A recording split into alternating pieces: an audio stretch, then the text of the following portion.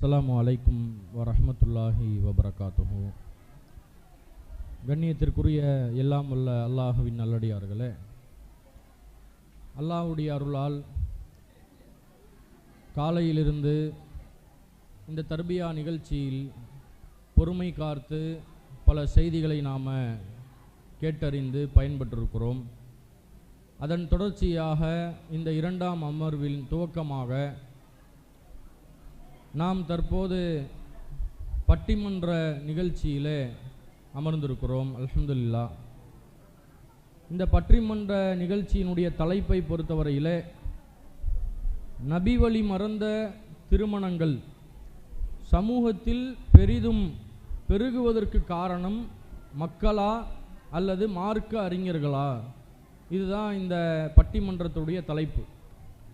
இப்போ இந்த தலைப்பின் கீழ் நாம் ஏன் இப்படி ஒரு பட்டிமன்றத்தை நடத்துகிறோம் என்று சொன்னால், இன்றைக்கு நம் சமுதாய மக்கள் மத்தியில் திருமணங்களை பொறுத்தவரையில் நபி வழிக்கு மாற்றமாக பல இடங்களில் மக்களும் ஆலிம்களும் ரெண்டு பேரும் சேர்ந்து நிறைய இடங்களில் நபி வழியை மறந்து திருமணத்தை என்ன செய்கிறார்கள், நபி வழிக்கு முரணான அடிப்படையில் நடத்துகிறார்கள். அப்போ இதில் பெரிதும் காரணம் யார்? மக்கள் இதற்கு காரணமாக பெரிய காரணமாக இருக்கிறாங்களா, அல்லது ஆலிம்கள் இந்த மாதிரி நபி வழியை மறந்த திருமணத்திற்கு ஆலிம்கள் பெரிய காரணமாக இருக்கிறார்களா? ரெண்டு பேரும் காரணம்தான்.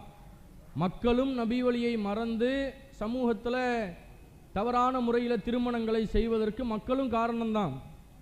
ஆலிம்களும் ஒரு பக்கம் என்ன செய்கிறார்கள், காரணமாக இருக்கிறார்கள். அப்போ இதில் தலைப்பு என்னன்னா, ரெண்டு பேரும் காரணம்தான்.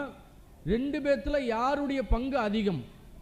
நபி வழியை மறந்த இந்த திருமணங்கள் சமுதாயத்தில் இன்றைக்கு பெருகி நிற்கிறதே, இதில் யாருடைய பங்கு அதிகம்? யார் இந்த மாதிரியான திருமணங்கள் நடக்கிறதுக்கு அதிக பங்காற்றி இருக்கிறார்கள், மக்களா ஆலிம்களா?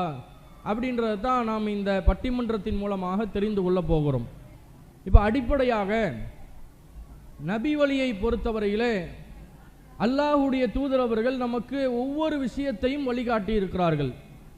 எப்படி நகம் வெட்டணும், எப்படி தலைமுடி வெட்டணும், எப்படி கணவன் மனைவி வாழணும் என்று சுன்னத் என்கிற அடிப்படையை ரசூல் ஸல்லல்லாஹு அலைஹி வஸல்லம் அவர்கள் நமக்கு ஒரு குழந்தை எப்படி செயல்பட வேண்டும் என்பதில் இருந்து ஒரு மனிதன் மரணத்தை அடைகின்ற வரைக்கும் இந்த இஸ்லாமிய மார்க்கம் எல்லா வழிமுறைகளையுமே மனித குலத்துக்கு கற்றுத்தரக்கூடிய மார்க்கம். அந்த அடிப்படையில் தான் அல்லாஹ்வுடைய தூதர் அவர்கள் இஸ்லாத்தில் ஒருவர் மூமினாக இருக்கிறார் என்றால் அவர் திருமணத்தை கட்டாயமாக செய்தாக வேண்டும் என்று இந்த மார்க்கம் வலியுறுத்தி சொல்லுகிறது. ஒரு முஸ்லிமான ஆணாக பருவ வயதை அடைந்தால், ஒரு முஸ்லிமான பெண்ணாக ஒருத்தவங்க பருவ வயதை அடைந்தால் கண்டிப்பாக அவங்க திருமணம் முடித்தே தீரணும். இது ரசூல் ஸல்லல்லாஹு அலைஹி வஸல்லம் அவர்கள் தன்னுடைய சுன்னத் என்று சொல்கிறார்கள். அந்நிக்காஹு மின் சுன்னத்தி, திருமணம் என்பது என் வழிமுறை.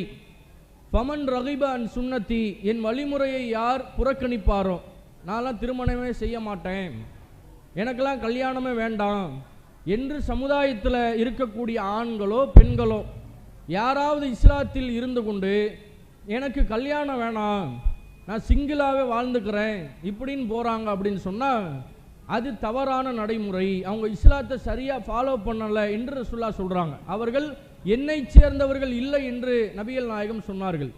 அப்போ அந்த அடிப்படையில் ஒரு திருமணம் என்பது இஸ்லாத்தில் சடங்கு சம்பிரதாயமாக சொல்லப்பட்டது கிடையாது. இதை முதல்ல முஸ்லீம் சமுதாயம் விளங்கணும்.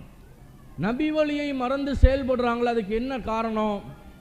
எதனால நபி வழியை இந்த ரெண்டு தரப்புமே மறக்கிறார்கள், மக்களும் ஆலிம்களும்?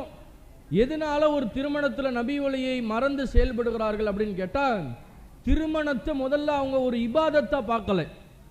திருமணத்தை எப்படி பார்க்குறாங்கன்னா, எல்லா மதத்திலையும் நடக்குதுல்ல, நம்ம மதத்திலையும் நடக்குது. ஒரு சடங்கு சம்பிரதாயம், ஒரு திருமணம், ஒரு கல்யாணம் இப்படின்ற மேற்போக்கான பார்வையில் பார்க்கறதுனால தான் திருமணத்தை இஸ்லாத்தோடு சம்பந்தப்படுத்தாமலே இந்த மக்கள் என்ன செய்கிறார்கள், இது ஏதோ இஸ்லாம் திருமணத்தை பற்றி எதுவுமே சொல்லவே இல்லை என்கிற அடிப்படையில் திருமணத்தை அனைவரும் செய்வதை போன்று முஸ்லீம் சமுதாயம் செய்கிறாங்க.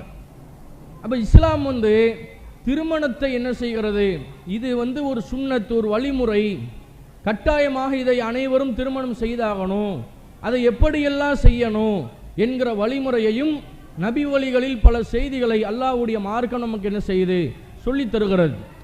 இப்போ திருமணம் என்பது எப்படி வணக்க வழிபாடாக மாறுகிறது?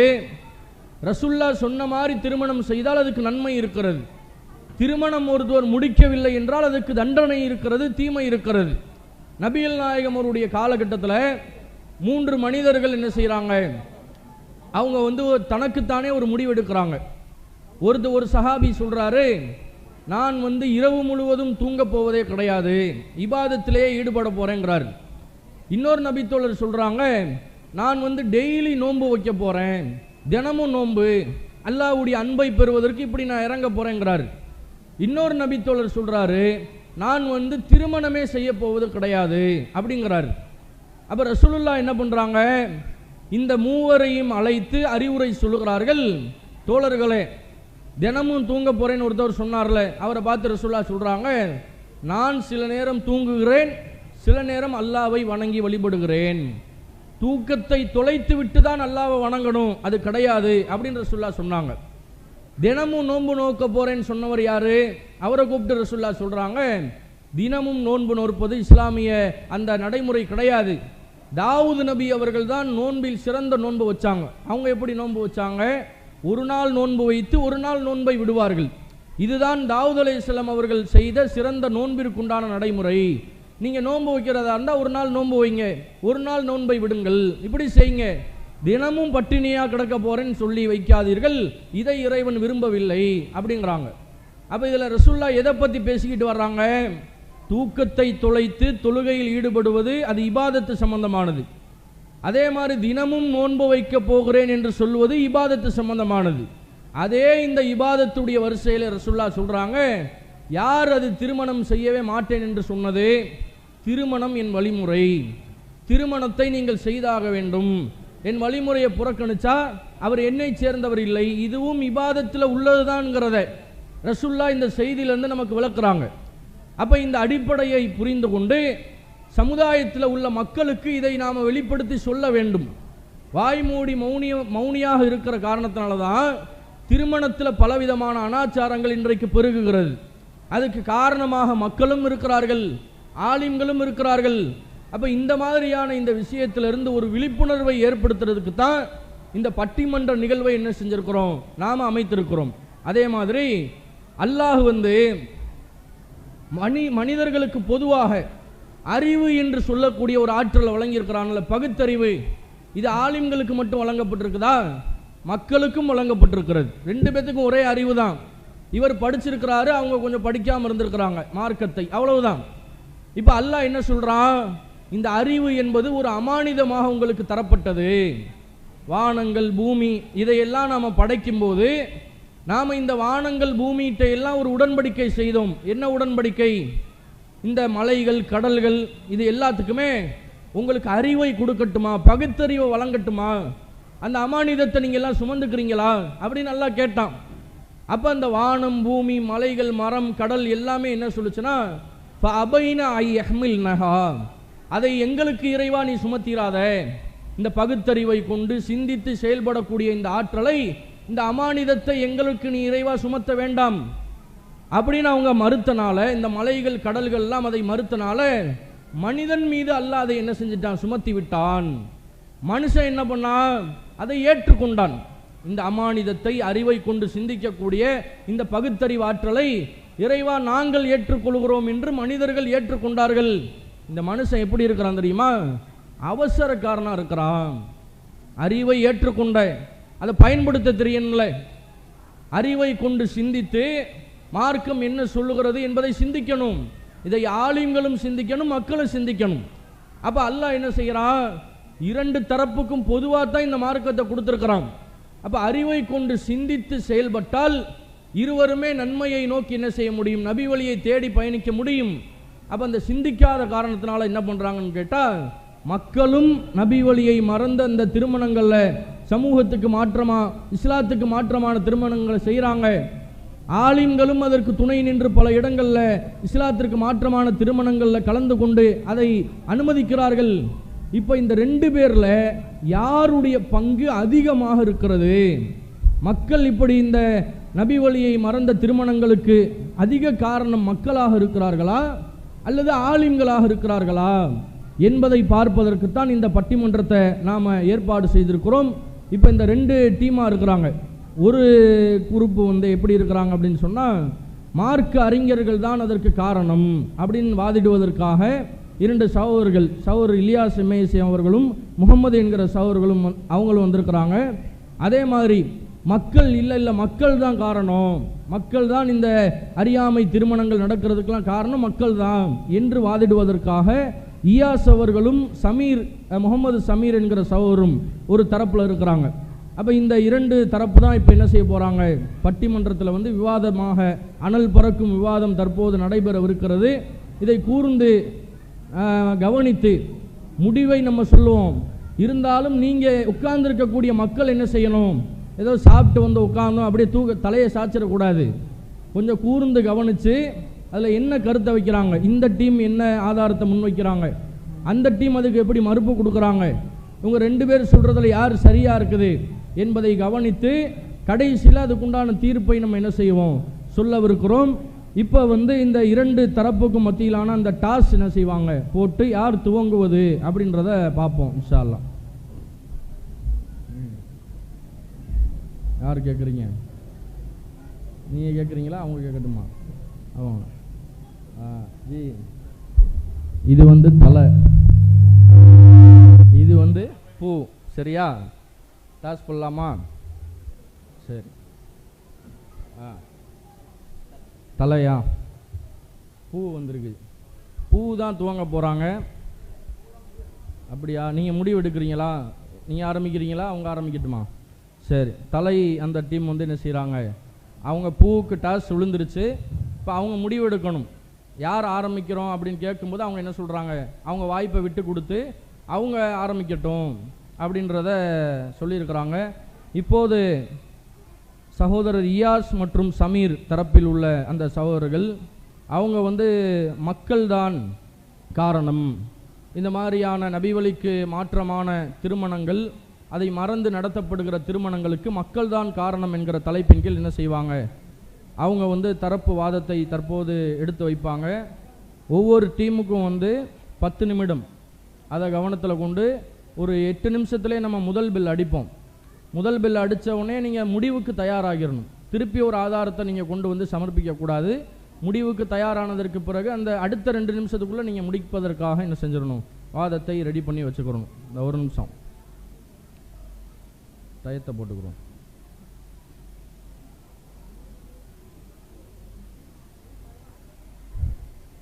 சரி. தற்போது மக்கள்தான் காரணம் என்ற வாதிடக்கூடிய சகோதரர்கள் சமீர் அவர்கள் தன்னுடைய வாதத்தை எடுத்து வைப்பார்கள்.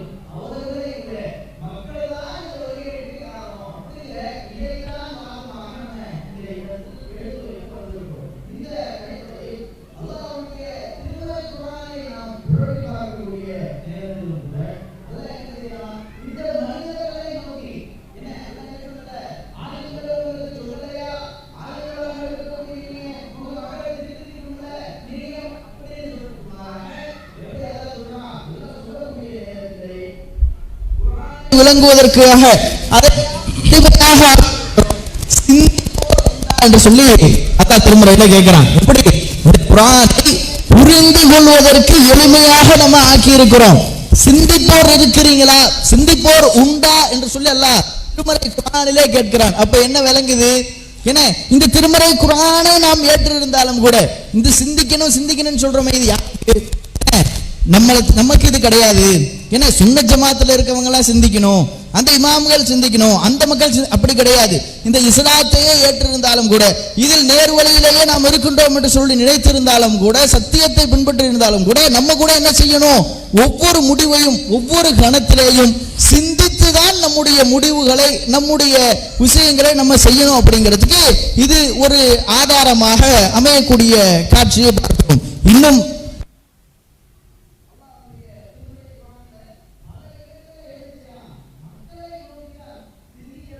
இல்லையா அப்படின்னு சொல்லி கேட்கக்கூடிய ஒரு காட்சியை நாம் பார்க்கிறோம். அல்லாஹ் 2வது அத்தியாயத்தில் 170வது வசனத்தில் சொல்லி காட்டுகின்றான், அவர்களுடைய முன்னோர் எதையும் சிந்திக்காதவர்களாக இருந்தாலும் அந்த வழியையும் இவர்கள் கண்மூடித்தனமாக பின்பற்றக்கூடியவர்களாக இருக்கிறார்களா என்று சொல்லி அல்லாஹ் கேட்கிறான். என்ன, எதையும் காரணமாக சொல்ல முடியாது.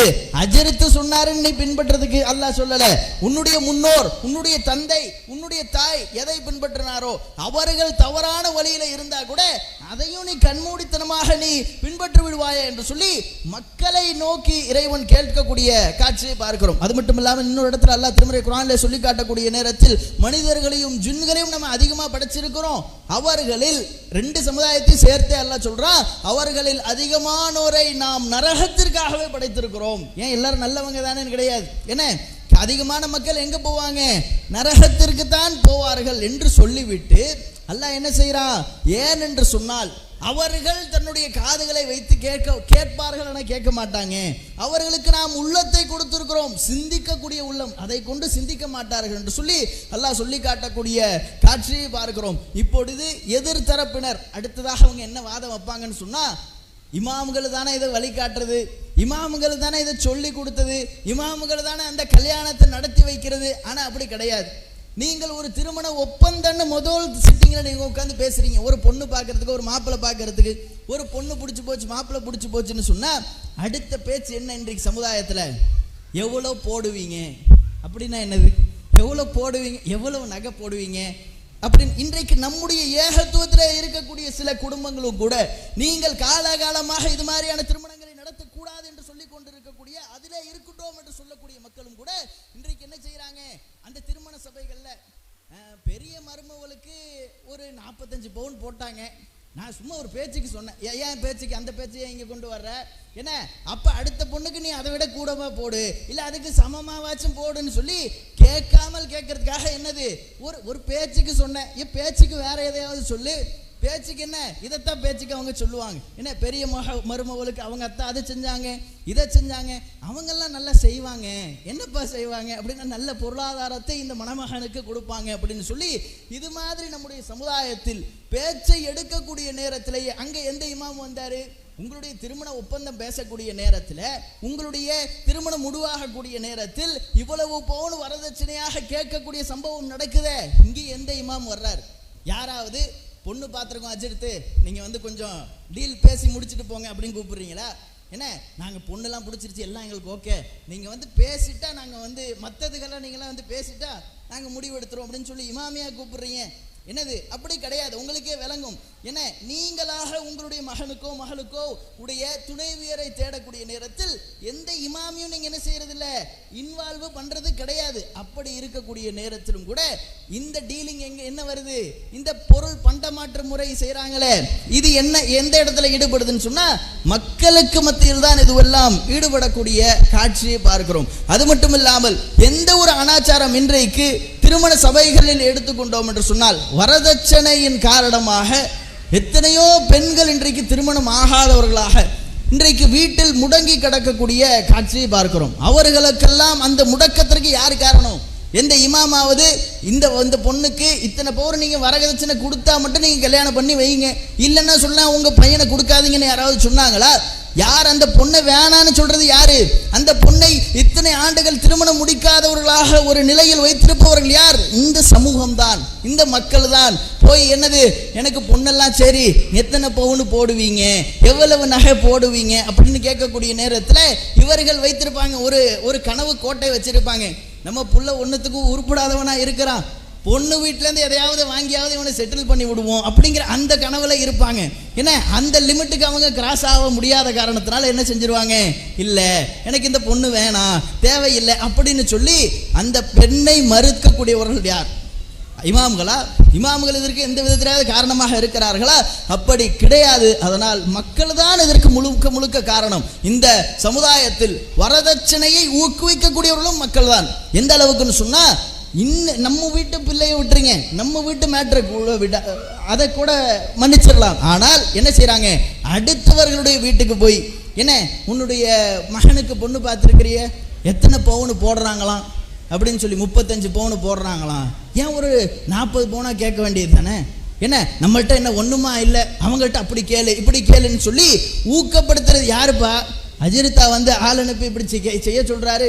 கிடையாது. மக்கள் தான் இந்த வரதட்சணைக்கு முழுக்க முழுக்க காரணமாக இருக்கிறார்கள். இந்த அனாச்சாரமாக இந்த நபி வழிக்கு மாற்றம்னு சொன்னா என்ன, அதில் முக்கியத்துவம் வாய்ந்த நாம் கவனிக்க வேண்டிய ஒரு முக்கியமான விஷயம் இந்த வரதட்சணை தான். மற்ற இன்னும் ஏராளமான நாளிடுதல் அது இதுன்னு சொல்லி இன்றைக்கு திருமணம்னாலே ஒரு 5 நாள் ஃபங்க்ஷன் மாதிரி, 5 நிமிஷம் வேலையை என்ன செய்யறாங்க, 5 நாள் ஃபங்க்ஷன் மாதிரி ஆக்குறாங்க. அவை அனைத்திற்கும் இந்த மக்கள் தான் காரணம். எந்த இமாமும் வந்து நாளிடுதல்னு ஒரு விருந்து வைங்கன்னு சொல்ல கிடையாது. நீங்க வந்து என்ன செய்யுங்க, நீங்கள் பெண் பார்க்கக்கூடிய நேரத்தில் அந்த பூ வைக்கிறதுன்னு ஒன்று செய்யுங்க, பரிசம் போடுறதுன்னு ஒன்று செய்யுங்க, அதுக்கப்புறம் என்ன அழைப்பு சாப்பாடுன்னு சொல்லி ஒன்று வையுங்க, நீங்கள் என்ன செய்யுங்க அப்படின்னு சொல்லி இது மாதிரியான விஷயங்கள் எல்லாம் எந்த இமாமும் என்ன செய்கிறது கிடையாது, சொல்லுவது கிடையாது. இதை முழுக்க முழுக்க செய்யக்கூடியவர்கள் மக்கள் தான் என்பதனை ஆணித்தரமாக தெரிவித்துக் கொண்டு என்னுடைய முதல் வாதத்தினை நிறைவு செய்கின்றேன். அல்ஹம்துலில்லாஹ். சகோதரர் சமீர் அவர்கள் மக்கள்தான் காரணம் அப்படின்ற அவங்களுடைய அந்த வாதத்தை அழுத்தம் திருத்தமாக பல ஆதாரங்களை சொல்லி, சிந்திக்கக்கூடியவர்கள் வந்து மக்களை தான் அல்லாஹ் சிந்திக்க சொல்கிறான். குர்ஆனை சிந்திச்சு பாருங்க, இந்த அறிவுரையை சிந்திச்சு பாருங்க, சிந்திக்காமல் நீங்கள் இப்படி செயல்படலாமா இப்படின்னு அல்லாஹ் குர்ஆனில் சிந்திக்க சொல்கிறான். முன்னோர்களை போய் பின்பற்றுறீங்களே, அதை நீங்கள் சிந்திக்க மாட்டீங்களா இப்படி நல்லா கேட்குறான். அதே மாதிரி நரகத்தில் நாளைக்கு அதிகமாக மக்கள் தான் விழுவார்கள், நரகத்திற்காகவே அவங்கள தான் படைச்சிருக்கிறோம் இப்படின்னு மக்களை தான் அல்லாஹ் நரகத்தில் அதிகமாக தள்ளுகிறான். அப்போ இதில் எல்லாமே மக்கள் தான் வந்து காரணம், இது ஆலிம்கள் காரணம் கிடையாது. அதே மாதிரி வந்து வரதட்சணை பேரத்தை வந்து மக்கள் தானே பேசுகிறாங்க, ஆலிம்களாக போய் இவ்வளவு கொடுங்க அவ்வளோ கொடுங்கன்னு பேசுகிறாங்க. மக்கள் தான் என்ன செய்கிறாங்க, இவ்வளவு தாங்க, இத்தனை பவுன் போடுங்க, காரு தாங்க, வீடு தாங்க என்று கேட்கக்கூடியவர்கள்லாம் மக்கள் தானே. அப்போ அவர்கள் தான் இதற்கு காரணம், இதுக்கு வந்து ஆலிம்கள் வந்து பெரிதும் காரணம் இல்லை என்பது மாதிரி தன்னுடைய வாதத்தை சில ஆதாரங்களை கொண்டு, ஹதீஸ்களை கொண்டு, குர்ஆன் வசனங்களை கொண்டு நிறுவி இருக்கிறார். அதனுடைய தொடர்ச்சியாக அடுத்ததாக பி டீமில் சகோதரர் இலியாஸ் மற்றும் முகமது அவர்களுடைய தரப்புல இருந்து வாதத்தை எடுத்து வைப்பார்கள். யார் வைக்கிறீங்க? முகமது அவர்கள் தற்போது ஆலிம்கள் தான் காரணம் அப்படின்ற அந்த வாதத்தை பேசுவார்கள். அஸ்ஸலாமு அலைக்கும் வரஹ்மத்துல்லாஹி வபரகாத்துஹு. வலைக்கும் ஸலாம். அன்பிற்கினிய அல்லாஹ்வின் நல்லடியார்களே, நபிவழி திருமணங்கள், நபிவழி புறக்கணிக்கப்படுகின்ற திருமணங்கள் அதிகமாக பெறுவதற்கு காரணம் ஆலிம்கள் தான் என்ற கருத்தை ஆணித்தரமாக நிலைநாட்டுவதற்காக இந்த அணியின் சார்பாக பேச வந்திருக்கு. இல்லாமல்ல அல்லாஹ்வின் நல்லடியார்களே, எதிரணியில் இருக்கக்கூடிய சகோதரர் வந்து ரொம்ப அழகிய முறையில் முழுக்க முழுக்க மக்கள் தான் காரணம் ஒரே வார்த்தையாக முடிச்சிட்டாரு. பார்க்கும்போது ஆமாம் எல்லாம் வசனம்லாம் சொல்கிறாரு, அப்படி தான் இருக்கும் போல இருக்கு, அது போன்ற ஒரு தோரணையை சகோதரர் ஏற்படுத்திட்டார்.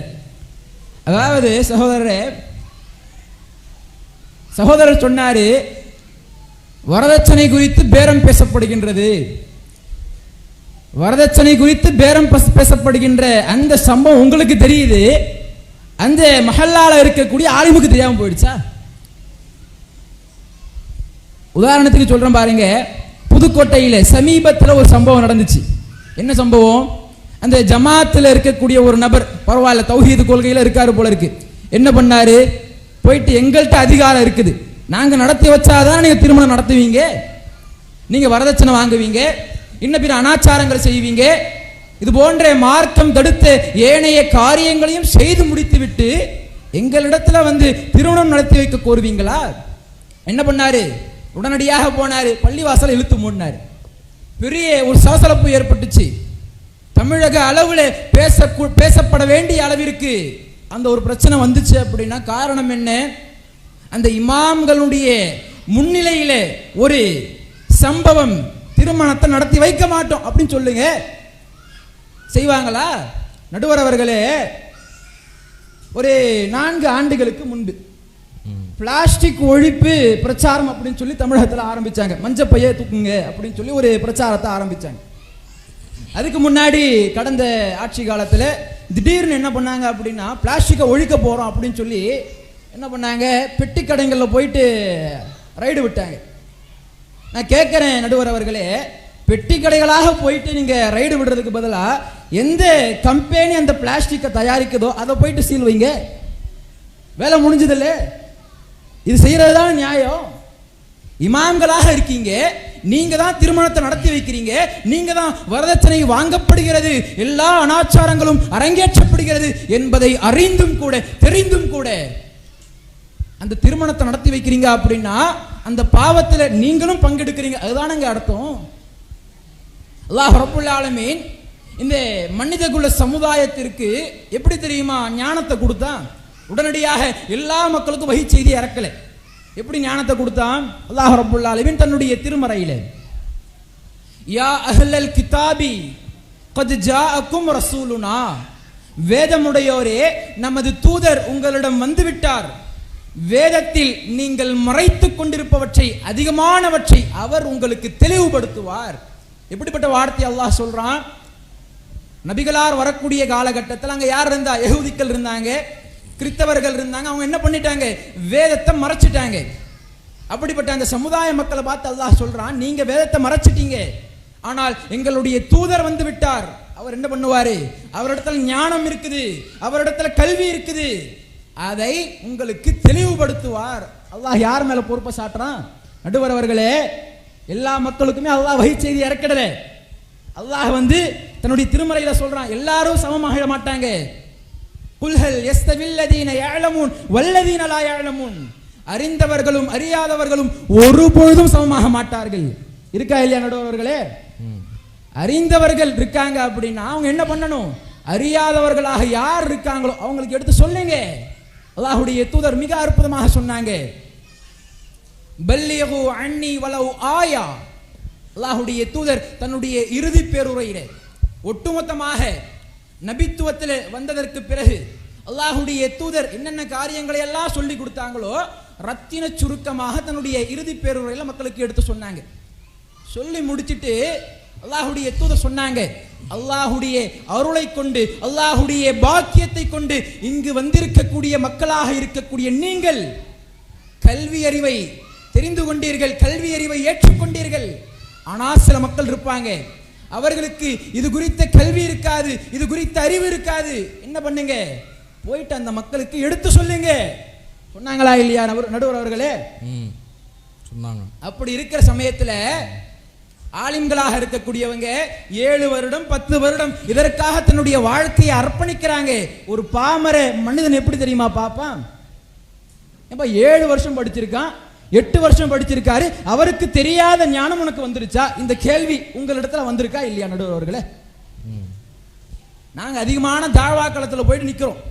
தாழ்வாக்களத்துல பேசக்கூடிய நேரத்துல அவங்க சொல்றாங்க, எல்லாம் சரி தம்பி, நீங்க படிச்சிருக்கீங்க சொல்றீங்க, ஆனா 7 வருஷம் படிச்சிருக்காங்க, 10 வருஷம் படிச்சிருக்காங்க, ஜுப்பா அணிஞ்சிருக்காங்க, தொப்பி போட்டிருக்காங்க, அவருக்கு தெரியாத கல்வி உங்களுக்கு தெரிஞ்சிருச்சா? கேள்வி எழுப்புறாங்க. ஒரு பாமரனுடைய அறிவு இவ்வளவுதான். அவனை பொறுத்த வரைக்கும் அந்த ஆலிம் ஷாக்கள் என்ன பண்ணிட்டாங்க அப்படின்னா மூளையை மழுக செஞ்சுட்டாங்க. எப்படி மழுக செஞ்சுட்டாங்க? ஒரு ஆலிம் அப்படின்னா ஜுப்பா போட்டிருக்கணும், ஒரு ஆலிம் அப்படின்னா தொப்பி அணிஞ்சிருக்கணும், இதுதான் அவர்களுடைய அந்த யூனிஃபார்ம். இப்போ எப்படி போலீஸை பார்த்தா பயப்படுவாங்க, ஒரு காஃபி அந்த கலர்ல உடை அணிஞ்சிருக்காங்க அப்படின்னா அவங்க மேல ஒரு தனி மரியாதை இருக்கும், ஒரு பயம் இருக்கும். எப்படி கொண்டு வந்தாங்க? அந்த யூனிஃபார்மை வச்சு கொண்டு வந்துட்டாங்க. அதே ஒரு போலீஸ்காரர் வந்து அன்யூனிஃபார்ம்ல இருக்காங்க, பார்த்து பயப்படுவோமா? கிடையாது. அந்த யூனிஃபார்ம் அணியும் பொழுது அவருக்கான அந்த மரியாதையை நம்ம கொடுக்கும். இதே வழியே இமாம்கள், உலமா சபையினர் இவ்வளவு ஆண்டு காலமாக மக்களை மடைமாற்றம் செய்வதற்காக அவர்களுக்காக ஒரு யூனிஃபார்மை கொண்டு வந்துட்டாங்க. மற்றவங்க சொன்னா ஷர்ட் அணிஞ்சுக்கிட்டு பேண்ட் அணிஞ்சுக்கிட்டு வந்து ஒருத்தவங்க சொன்னாங்கன்னா இவங்கெல்லாம் சொல்றதுனா என்ன சரியாவா இருக்க போகுது? இது போன்ற ஒரு எண்ணத்தை மக்களிடத்தில் விதைத்தது யார்? ஆலிம்களா மக்களா? ஆலிம்கள் தானே.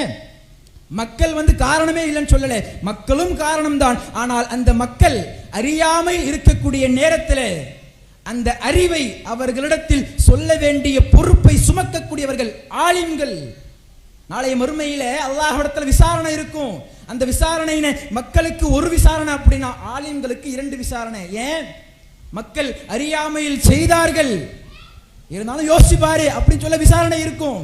ஆனால் ஆலிம்களிடத்தில் ஏன்பா உன் கண்ணுக்கு எதிரே ஒரு தப்பு நடக்குது, வரதட்சணை நடக்குது, அனாச்சாரங்கள் நடக்குது, பிதாயத்துகள் நடக்குது, அதிகமான பொருளாதாரத்தை செலவழித்து வீண் விரயம் செய்து திருமணத்தை நடத்தி வைக்கிறார்கள், அறிந்திருந்தாய் ஆனாலும் தட்டி கேட்கவில்லையே, அல்லாஹ் கேள்வி எழுப்புவானா இல்லையா?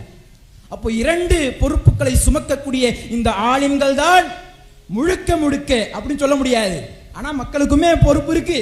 ஆனால் பெரும்பாலான பொறுப்பு என்பது ஆலிம்களுக்கு தான். அந்த ஆலிம்கள் சரியாக தான் அறிந்து கொண்ட செய்தியே. இப்போ எப்படி புதுக்கோட்டை மாவட்டத்தில் ஒரு சம்பவம் நடந்துச்சு.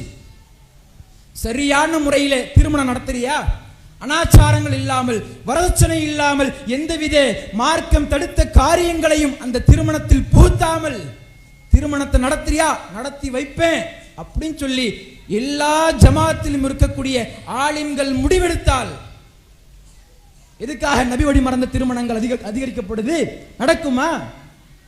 எப்படி கவர்மெண்ட் வந்து பிளாஸ்டிக் ஒழிப்புல அந்த கம்பெனியை மூடாம சின்ன சின்ன பெட்டி கடைகளில் போயிட்டு ரைடு விட்டாங்களோ அது போல இருக்கு. இப்போ போயிட்டு மக்கள்கிட்ட திருந்துங்க அப்படின்னா அதை செய்து முடிக்கக்கூடிய ஆலிம்கள் சரியாக நாங்கள் செய்ய மாட்டோம், சரியா இருந்தா செய்வோம், இல்லை நான் செய்ய மாட்டோம் என்ற உறுதிமொழியை, உறுதிப்பாட்டை அந்த ஆலிம்கள் எடுத்தால் இந்த தமிழகத்தில் நபி வழி மறந்த திருமணங்கள் முழுக்க நிறுத்தி வைக்கப்படும் என்பதை ஆணித்தரமாக இந்த சபையில் சொன்னவனாக என்னுடைய இந்த உரையை நிறைவு செய்கிறேன். அஸ்ஸலாமு அலைக்கும்.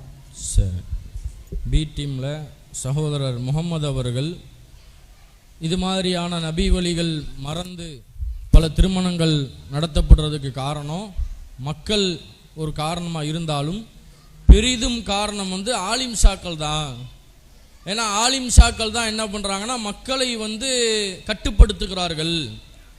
மக்களுக்கு வந்து ஒரு விஷயம் தெரியாமல் அவங்க செய்கிறாங்கன்னா அது ஆலிம்களுக்கு கண்டிப்பாக தெரிஞ்சு தான் தீரும். இப்போ மக்களாக வரதட்சணை வாங்குகிறார்கள்னா ஒரு சமுதாயத்தில் உள்ள ஆலிமுக்கு அது தெரியாமல் இருக்காது. கண்டிப்பாக அவருடைய முன்னிலையில் தான் அந்த திருமணம் நடக்குது, அவர் தான் அந்த திருமணத்தை நடத்தி வைக்கிறாரு. மக்கள் போய் ஒரு வீட்டில் போய் பேரம் பேசி வரதட்சணை வாங்கினாலும் ஆலிம் ஷா தான் அந்த திருமணத்தை நடத்துகிறாரு, அவருக்கு அது தெரியாமல் நடக்காதுல்ல. அப்போ ஆலிம்கள் தான் இதுக்கு பெரிதும் காரணம் என்கிற ஒரு வாதத்தையும், அதே மாதிரி ஆலிம் ஷாக்கள் தான் அறிவு படைத்தவர்கள். ஏன்னா அவங்கள பற்றி தான் அல்லாஹ் குர்ஆனில் பல இடத்துல சொல்கிறான். தூதர்களை பற்றி சொல்லும்போது தூதர்கள் உங்களுக்கு தெளிவான சான்றை கொண்டு வரவில்லையா, அந்த தூதர்கள் வந்து உங்களுக்கு சான்றுகளை கொண்டு வந்தார்களா, ஞானம் படைத்தவர்களாக தூதர்கள் இருந்தார்கள்ல அப்படின்ற அந்த ஒரு வசனத்தை சொல்லி, அப்போ அந்த ஞானம் அறிவுலாம் ஆலிம் ஷாக்களுக்கு அதிகமாக இருக்குது. வரதட்சணை திருமணத்துக்கு அதை வந்து செய்யக்கூடாது, அது நபி வழிக்கு மாற்றம் அப்படின்றதெல்லாம் அவங்களுக்கு தெரியுது. தெரிந்து கொண்டே மக்களை வழிகெடுக்கக்கூடியவர்களாக ஆலிம்கள் தான் முன்னிலையில் நிற்கிறாங்க அப்படின்றதையும் அவருடைய வாதமாக வைக்கிறார். அதே மாதிரி புதுக்கோட்டையில் நடந்த அந்த நிகழ்வை சொல்லி அதுலேயும் ஆலிம்கள் முன்னின்று தான் என்ன செய்கிறாங்க, அந்த திருமணத்தை வந்து தடுக்கப்படுகிறதுனா அதுவும் ஆலிம் தானே. அப்போ அந்த மாதிரி ஆலிம்களுடைய கையில் தான் இந்த செயல் வந்து அதிகமாக அவர்களுடைய கட்டுப்பாட்டில் தான் இருக்குது அப்படின்றதை எல்லாம் ஒரு வாதமாக சொல்லி அவர்கள் தங்கள் தரப்பு வாதத்தை என்ன செஞ்சிருக்கிறாங்க, நிறுவி இருக்கிறார்கள். தற்போது அதற்கு பதில் சொல்வதற்காக இன்ஷா அல்லாஹ் ஏ டீம்ல இருந்து இயாஸ் அவர்கள் அதற்கு மறுப்பு கொடுப்பார்கள், பதில் சொல்லுவாங்க. அஸ்ஸலாமு அலைக்கும் வரஹ்மத்துல்லாஹி வபரகாத்துஹு. நடுவர் தீர்ப்பு வழங்கிட்டார். மக்கள் தான் இந்த அனாச்சாரம் திருமணம் நடக்கிறதுக்கெல்லாம் அதிகமாக மக்கள் தான் காரணமாக இருக்காங்கன்னு சொல்லிட்டு நடுவரே தீர்ப்பு வழங்கிட்டார். இந்த புதுக்கோட்டை மாவட்டத்தில் காசிம்புதுப்பேட்டையில் நடந்த சம்பவத்தை தான் சகோதரர் சொன்னார். சமூக வலைத்தளங்கள் என்ன செஞ்சிச்சு, அந்த வீடியோக்கள்லாம் வந்ததெல்லாம் பார்த்துருப்பிய. அந்த அனாச்சாரத்தில் முழுமையாக ஈடுபட்டது மக்கள் தான். அனாச்சாரத்தை செஞ்சுட்டு தெரு தெருவா வீதி வீதியாக டொம் அடிச்சுக்கிட்டு ஆடல் பாடலோடு வந்துக்கிட்டு இருந்தது மக்கள் தான். ஆளுங்கள் தான் என்ன செய்கிறாங்க, பள்ளிவாசல் வாசல் நின்றுட்டு திருமணத்தை நடத்தி வைக்கணும்னு தடுக்கிறாங்க. அப்போ பெரிதும் இந்த திருமணம் நடப்பதற்கு, அனாச்சாரமான திருமணம் நடப்பதில் மக்களுக்கு தான் பங்கு இருக்கின்றத பிடி மணிநேரம் என்ன செஞ்சிட்டாங்க, அவங்களும் மக்களுக்கு ஒரு சான்றா சொல்கிறாங்க.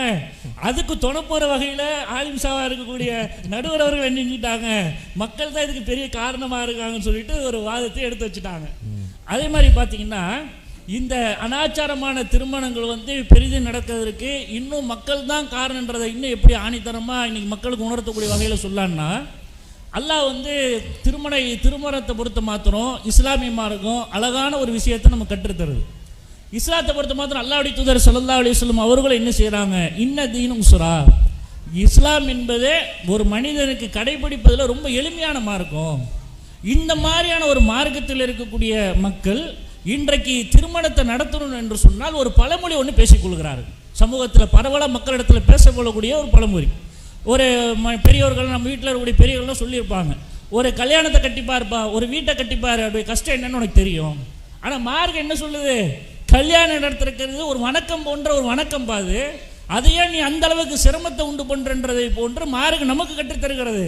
ஆனால் இந்த மக்கள் என்ன செஞ்சுட்டாங்க, திருமணத்தை ஆடம்பரமாக நடத்தினா தான் திருமணம், அனாச்சாரங்கள் நிறைந்ததான் நடத்தினா தான் திருமணம், திருமணம் என்று சொன்னால் இப்படியெல்லாம் பல கோடி ரூபாய் செலவு செஞ்சால் தான் திருமணம் என்று சொல்லி இன்றைக்கு மக்களுக்கு மத்தியில் இது போன்று பரவலாக பேசப்பட்ட காரணத்தினால், மக்களுக்கு மத்தியில் இது போன்று பரவலாக செய்யப்பட்ட காரணத்தினால் இன்றைக்கு சமூகத்தில் திருமணம் என்பது பெரிய பாரதூரமான பெரிய ஒரு விஷயமாக பார்க்கப்படக்கூடிய காட்சியில் பார்க்கிறோம். இன்னும் பாருங்களேன், இந்த கல்யாணம் முடிப்பதற்காக வேண்டி வெளிநாட்டில் போய் சம்பாரிச்சுட்டு கல்யாணம் முடிக்கணும்னு வருவான். கல்யாணம் முடிக்கிறதுக்காண்டி பார்த்துட்டிங்கன்னா கல்யாணம் முடிச்சுட்டு திரும்பி போய் என்ன செய்வான், வெளிநாட்டில் போய் 2 வருஷம் 3 வருஷம் கிடப்பான். ஏன்பா கிடக்கிற, என்னப்பா செய்தி, கல்யாணத்துக்கு வாங்கின கடனை இன்னும் முடியலப்பா. இதுக்கு இஸ்லாம் இப்படி வழிகாட்டுதா? அழகான வழிமுறையை சொல்லுது. 2 பொறுப்பாளர் இருந்தால் போதும் கல்யாணத்துக்கு. பெண்ணுக்கு ஒரு வழியும் 2 பேர் சாட்சியர்களாக இருக்கக்கூடிய 2 சாட்சியரும் இமாம இருந்து போதும்.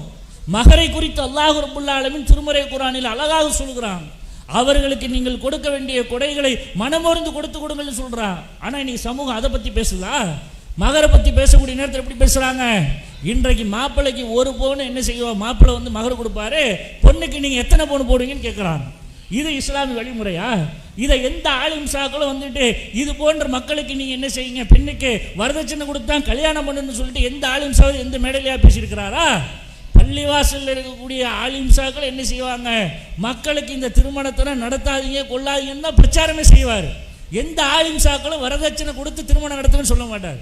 அப்போ மக்கள் தான் என்ன செய்கிறாங்க என்று சொன்னால், பல இமாம்கள் திருமணத்தை நடத்தக்கூடிய நேரத்தில் நபி வழி அடிப்படையில் நீங்கள் நடத்துங்கன்னு சொல்லியிருக்கக்கூடிய நேரத்தில் கூட மக்கள் அதை கடைபிடிக்காத காரணத்தினால் தேஞ்சி கட்டரம்பா போனது என்ற கதையாக பல ஆலிம்களுடைய வரலாறு தலைகீழ போயிருக்கிறது. உதாரணத்திற்கு எங்கள் ஊரை சார்ந்திருக்கக்கூடிய மக்களுக்கு தெரியும், கிளிநூரை சார்ந்திருக்கக்கூடிய மக்கள் தெரியும். குதூஸ் அஜரத்துன்னு சொல்லிட்டு ஒரு அஜரத் இருந்தார். அவருடைய நிலை எப்படி இருந்துச்சு தெரியுமா? ஏகத்துவ பிரச்சாரம்னா அப்போ ஆரம்ப காலகட்டம். அவர் யாரா தங்க மோதிரம் அணிந்து கொண்டு மாப்பிள்ளை அமைந்தார் என்று சொன்னால் கல்யாணத்தை நடத்த மாட்டேன்னு சொன்னார். ஆனால் மக்களோட ஓட என்ன செஞ்சு விட்டார், அவரும் தேஞ்சி கட்டரமா போன மாதிரி மக்கள் கூட்டமாக இப்படி தான் போகிறாங்க, இந்த மாதிரி போனால் தான் நாங்கள் போக முடியும் என்று சொல்லி நிலைமை மாறி போச்சு. அப்போ பெரிதும் இது போன்ற அனாச்சாரமான திருமணங்கள் நடப்பதற்கு பெரிதும் காரணமாக இருப்பது மக்களாகத்தான் இருக்கிறார்கள். இன்னும் பார்த்தீர்கள் என்று சொன்னால் இது போன்ற இந்த திருமணங்கள் இந்த சமுதாயத்தில் இன்னும் பெரு அளவிற்கு இந்த திருமணங்கள்லாம் நடக்கக்கூடிய விஷயத்தை பார்த்தீங்கன்னா, இந்த திருமணத்துக்கு முன்பாகவே மக்கள் என்ன செய்கிறாங்கன்னா பரிச நிகழ்வுன்னு சொல்லிட்டு ஒரு நிகழ்ச்சி செய்கிறாங்க. இது எந்த மார்க்கத்தில் இருக்கிறது? எந்த ஆலிம்சாக்களும் நீங்கள் நிச்சயதார்த்தத்தை நடத்துங்கன்னு சொல்லியிருக்கிறாரா? ஆனால் இஸ்லாத்தில் இது போன்ற ஒரு வழிமுறை தான் இருக்கிறதா? பெண் பார்க்க போகிறதுக்காக வேண்டி போகக்கூடிய நேரத்தில் அல்லாஹ்வுடைய தூதர் ஸல்லல்லாஹு அலைஹி சொல்கிறாங்க, மாப்பிள்ளை அழைச்சிட்டு போய் காட்டி என்ன செய்யுங்க, இந்த பெண்ணுக்கு மாப்பிள்ளைக்கும் இந்த பெண்ணுக்கும் 2 பேருக்கும் பிடிச்சிருக்கா என்று சொல்லி ஒப்புதல் நடத்தி திருமணத்தை நடத்துன்னு சொல்கிறாங்க. ஆனால் நீ சமூகத்தில் நிலை எப்படி இருக்கு, அப்படியே தலைக்கீழா மாதிரி குடும்பத்தில் இருக்கவங்கெல்லாம் போவாங்க. அது போய் பெண் வீட்டை விருந்து என்று சொல்லி பெரும் அளவிற்கு ஒரு மண்டபத்தை பிடிச்சி ஒரு 1000 பேர் 500 பேர் வச்சு விருந்து போடுவாங்க. ஆனால் சபையில் மாப்பிள்ளை போயிருக்க மாட்டார். அதில் நடக்கிறதே இப்படி அனாச்சாரமாக இருக்கும். ஆனால் பேச்சுக்காக எடுத்துக்காட்டுக்காட்டி சொல்கிறேன். அந்த சபையில் மாப்பிள்ளை கூட போயிருக்க மாட்டார். எல்லா பெண்களும் போய் நின்று கொண்டு அந்த பெண்ணுக்கு என்னென்ன அனாச்சாரங்களை செய்ய வேண்டுமோ அத்தனை அனாச்சாரங்களும் செய்து கொண்டு இது போன்ற அனாச்சாரங்களை செய்வது மக்களாக தானே இருக்கிறாங்க. எந்த ஆலிமாவது இது விஷயத்துலலாம் வந்து ஆர்டர் போடுற வகையில் நீங்கள் இப்படிலாம் செஞ்சால் தான் நாங்கள் கல்யாணம் முடிச்சு கொடுப்போம் எந்த ஆலிம்சாக்களும் சொல்கிறாங்களா? இன்னும் பார்த்தீங்கன்னு சொன்னால் பல ஊர்களில் அல்லாஹ்வுடைய கிருபையினால் இந்த தௌஹீத் பிரச்சாரத்துடைய வெளிப்பாடாக பல ஊர்களில் நோட்டீஸ் போர்டில் எழுதி ஒட்டி போட்டிருக்கிறாங்க. வரதட்சணை வாங்குற திருமணத்தை நடத்தினீங்கன்னா நாங்கள் கல்யாணத்தை நடத்தி வைக்க மாட்டோம்னு சொல்கிறான். அதே போன்று பணியார பணம் என்று சொல்லி எதாவது வாங்கினீங்க என்று சொன்னால் ஃபைன் போட்டுருவோன்னு சொல்கிறான். எல்லாத்தையும் அறிவிப்பெல்லாம் செஞ்சுட்டு தான் இருக்கிறான். ஆனால் மக்கள் கட்டுப்பட மாட்டுறாங்க. மக்கள் கட்டுப்படாமல் போகிறனால என்ன செய்கிறாங்க, அதெல்லாம் அப்படி தகர்ந்து போய் கொண்டிருக்கிறது. அப்போ இது போன்று அனாச்சாரமான திருமணங்கள் எல்லாம் பெரிதும் நடந்து கொள்வதற்கான காரணம் அதிக பங்கு இருப்பது மக்களுக்கு தான் என்ற செய்தியை ஆணித்தரமாக நாங்கள் எடுத்து வைத்துக் கொண்டிருக்கிறோம். மக்களை நீங்களே யோசிச்சு பாருங்க. இன்னைக்கு இது போல அனாச்சாரமான கல்யாணம் நடக்கிறதுக்கு எங்கேயாவது ஆலிம் சாக்களுக்கு ஏதாவது ஒரு பங்கு இருக்கான்னு சொல்லி யோசிச்சு பாருங்க. ஒவ்வொரு விஷயத்திலையும் பார்த்தீர்கள் என்று சொன்னால் மக்களுக்கு தான் அதற்கான முழு பங்களிப்பு இருக்கக்கூடிய விஷயத்தையும் பார்க்கிறோம். அதே மாதிரி பெண்ணு பார்த்து விட்டு கல்யாணம் முடிக்கப்பட்டதற்கு பின்னால் கூட இதை வச்சு இன்னும் எவ்வளோ பெரிய சடங்கு சம்பிரதாயங்கள்லாம் நடக்குது இன்றைக்கு. இது போன்ற திருமணத்தை வைத்து இந்த போன்ற வரதட்சணையை வைத்து எத்தனையோ பெண் சிசுக்கள் இன்றைக்கு கொலை செய்யப்படக்கூடிய காரணத்தால் பார்க்குறீங்களா? பெண் சிசுக்கள்லாம் கொலை செய்யப்படுவதற்கு காரணம் ஆலிம் சாக்கள் இது போன்று கொலை செய்வது தவறு என்று சொல்லி தான் சும்மா மேடையில் பேசுகிறாரு. இது போன்று நீங்கள் கொலை செய்யக்கூடாதுன்னு சொல்கிறாரு. அல்லாஹ் திருமறை குர்ஆன்ல சொல்றான், பெண் குழந்தை பிறக்கக்கூடிய செய்தி சுப செய்தி என்று சொல்லி மக்களுக்கு சொல்லி கொண்டிருக்கிறான். அப்போ இந்த செய்தியெல்லாம் ஆலிம் சாக்கள் சொல்லப்பட்டு கொண்டிருந்தாலும் மக்கள் திருமணம் செய்வதில் மிக கடுமையான ஒரு சிரமத்தை ஏற்படுத்தி கொண்டு திருமணம் என்று சொன்னால் இவ்வளோ பெரிய அனாச்சாரம் இருக்குது, இவ்வளோ பெரிய செலவினங்கள் இருக்கிறது, பெண்ணை பெற்றுவிட்டோம் என்று சொன்னால் இவ்வளோ சிரமம் இருக்கின்ற காரணத்தை கருதி கொண்டு என்ன செய்கிறாங்க, இஸ்லாத்தின் அடிப்படையில் அவர்கள் அனாச்சாரமான திருமணத்தை அதிகமான திருமணத்தை செய்யக்கூடியது அனாச்சாரமான திருமணத்தை செய்வதற்கு பெரிதும் பங்கள் மக்கள் தான் என்று கூறிக்கொண்டு எங்களுடைய தரப்பு வாதத்தை நாங்கள் நிறைவு செய்கிறோம். சரி, அல்ஹம்துலில்லாஹ். சகோதரர் ரியாஸ் அவர்கள் மக்கள்தான் காரணம், இந்த மாதிரியான நபி வழிகள் மறந்து மார்க்கத்துக்கு முரணான திருமணங்கள் நடக்குது அப்படின்னு சொன்னால் அதுக்கு ஆலிம்கள் ஒரு வகையில் காரணமாக இருந்தாலும் மக்கள் தான் அதிகமான காரணம் உடையவர்களாக இருக்கிறார்கள். ஏன் அப்படின்னு சொன்னால் போன வாதத்தில் இந்த டீம்லேருந்து எடுத்து வைக்கும்போது என்ன வச்சாங்கன்னா ஆலிம்களை ஆலிம்கள் தான் மக்களை கட்டுப்படுத்துகிறாங்க, ஆலிம்கள் தான் இப்படி சொல்லி சொல்லி செய்ய வைக்கிறாங்கன்னு அவங்க சொன்னாங்க. இவங்க என்ன சொல்கிறாங்கன்னா இல்லை மக்கள் தான் ஆலிம்களையே கட்டுப்படுத்துகிறாங்க, மக்கள் தான் இப்படி செய்கிறாங்க, மக்கள் தான் இந்த தீமைகளுக்கெல்லாம் துணை போகி ஆலிம்களும் அதை பார்த்து என்ன செஞ்சிடறாங்க, இந்த மாதிரி செயல்படுறாங்க, தீமை செய்கிறார்கள் அப்படின்றத சொல்கிறாங்க. அதே மாதிரி மக்கள் தான் என்ன பண்ணுறாங்க, வெளிநாட்டு வாழ்க்கையெல்லாம் போய் கஷ்டப்பட்டு சம்பாரித்து அதிலிருந்து வரக்கூடிய காசையெல்லாம் சேர்க்கறதெல்லாம் எதுக்கு, பிள்ளைக்கு கட்டி கொடுக்கறதுக்கு, நகை வாங்கி போடுறதுக்கு, வரதட்சணை கொடுத்துறதுக்கு. அப்போ மக்கள் தான் இதுக்கு பெரிதும் காரணமாக இருக்கிறார்கள் அப்படின்ற ஒரு வாதத்தை அவங்க சொல்கிறாங்க. அதே மாதிரி இன்னும் பருஷம் போடுற நிகழ்வு, இது மாதிரி இந்த பந்தக்கால் நடுறது, இந்த மாதிரி ஏராளமான அனாச்சாரங்கள் இருக்குல்ல, இதையெல்லாம் ஆலிம் ஷாவா செய்கிறாரு, மக்கள் தானே செய்கிறாங்க. அப்போ திருமணம் இப்போ நபி வழியை மீறி இப்படி நடத்தப்படுகிறது என்றால் அதுக்கு மக்கள் தான் பெரிதும் காரணம். அதே மாதிரி ஆலிம்கள் என்ன செய்கிறாங்க, பள்ளிவாசலில் போர்டெல்லாம் இன்றைக்கு பல இடங்களில் மாட்டப்படுகிறது, வரதட்சணை வாங்கின திருமணமாக இருந்தால் நாங்கள் நடத்தி வைக்க மாட்டோம் என்றெல்லாம் விழிப்புணர்வு ஏற்படுகிறது என்றால் அது ஆலிம்கள் தான் செய்கிறாங்களே ஒழிய மக்கள் அந்த மாதிரி விழிப்புணர்வு செய்கிற மாதிரி தெரியலை. மக்கள் இன்னும் அந்த பழைய நிலையிலேயே வரதட்சணை வாங்குறது, மற்ற நபி ஒளியை மறந்து செயல்படுறது, இந்த மாதிரி தான் மக்கள் இருக்கிறாங்க. அதே மாதிரி பெண் சிசு கொலைகளை எல்லாம் செய்கிறார்கள், இதெல்லாம் மக்கள் தானே செய்கிறாங்க. அப்போ ஆலிம்கள் இதற்கு காரணம் கிடையாது, மக்கள் தான் இது போன்ற நபி ஒளிகளை மறந்து திருமணத்தை அனாச்சாரமாக நடத்துறதுக்கு அவங்க தான் காரணம். பெண்களை என்ன செய்கிறாங்க, அலங்கரிக்கிறாங்க, மேக்கப் போடுறாங்க, இதெல்லாம் ஆலிம் ஷா மேக்கப் போட்டு விடுறாரு உங்களுக்கு, மக்கள் நீங்கள் தானே எல்லாத்தையும் செய்கிறீங்க. அப்போ இந்த மாதிரியான நிலைகளுக்கெல்லாம் காரணம், பெரிதும் காரணம் ஆலிம்கள் கிடையாது, மக்கள் தான் என்பதை தங்கள் தரப்பு வாதமாக ஏடீம் எடுத்து வச்சிருக்கிறாங்க. அடுத்ததாக ஆலிம்கள் தான் காரணம் என்கிற தரப்பிலிருந்து சகோதரர் இலியாஸ் எம்ஏசி அவர்கள் வாதத்தை வைப்பார்கள். அஸ்ஸலாமு அலைக்கும் வரஹ்மத்துல்லாஹி வபரகாத்துஹு. நபி வழி மறந்த திருமணங்கள் பெரிதும் நடப்பதற்கு காரணம் ஆலிம்கள் தான் என்கிற வாதத்தை எடுத்து சொல்வதற்காக இந்த இடத்துல நான் வந்திருக்கேன். பொதுவாகவே அல்லாஹ் ரப்புல் ஆலமீன் அல்லாஹுடைய தூதர் நபி ஸல்லல்லாஹு அலைஹி வஸல்லம் அவர்கள் மக்களை எச்சரிக்கை செய்வதற்காக மக்கள் தவறிலிருந்து நேர்வழியின் பக்கம் வர வேண்டும். மக்கள் பாவம் செய்வாங்க, தவறு இழைப்பாங்க, நிறைய விதமான அனாச்சாரங்களில் ஈடுபடுவாங்க. அந்த அனாச்சாரங்களை எல்லாம் அவர்களிடத்திலிருந்து களைய வேண்டும் என்பதற்காக நபிமார்களை அல்லாஹ் ரப்புல் ஆலமீன் அனுப்பினார். அந்த நபிமார்கள் சத்தியத்தை, அந்த மக்கள் இருளில் இருக்கும் பொழுது அந்த மக்களை இருளிலிருந்து வெளிச்சத்தை நோக்கி வரக்கூடிய அந்த செயலில் ஈடுபட்டார்கள் ஆலிம்களாக இருந்து. அப்படிப்பட்ட ஆலிம்களாக இருக்கக்கூடிய இன்றைக்கு அதிகமாக மார்க்க பிரச்சாரங்களில் ஈடுபடக்கூடிய மக்கள் எந்த மாதிரி இருக்கிறாங்க அப்படிங்கிற அந்த அறிவிப்பையும் அல்லாஹுடைய தூதர் நபி ஸல்லல்லாஹு அலைஹி வஸல்லம் அவர்கள் செய்தார்கள். மக்களிடத்துல சத்தியத்தை சொல்ல வேண்டிய ஆலிம்கள் எந்த மாதிரி மக்களை வழிகெடுக்கக்கூடியவளாக மாறுவாங்க என்கிற அந்த நிகழ்வுகளை அல்லாஹுடைய தூதர் நபி ஸல்லல்லாஹு அலைஹி வஸல்லம் அவர்கள் ஒரு நேரத்தில் சொன்னாங்க. இன்னல்லாஹ லா யக்பிலுல் இல்ம இன்ஸாஅன் யன்ஸாஹு மினன் நாஸ். நிச்சயமாக அல்லாஹ் ரப்புல் ஆலமீன் மக்களிடத்திலிருந்து ஒரே அடியாக கல்வி அறிவை பறித்து விட மாட்டான். மாறாக எப்படி பறிப்பான் தெரியுமா? வலாக்கின் யக்பிலுல் இல்ம பிகபலில் உலமா.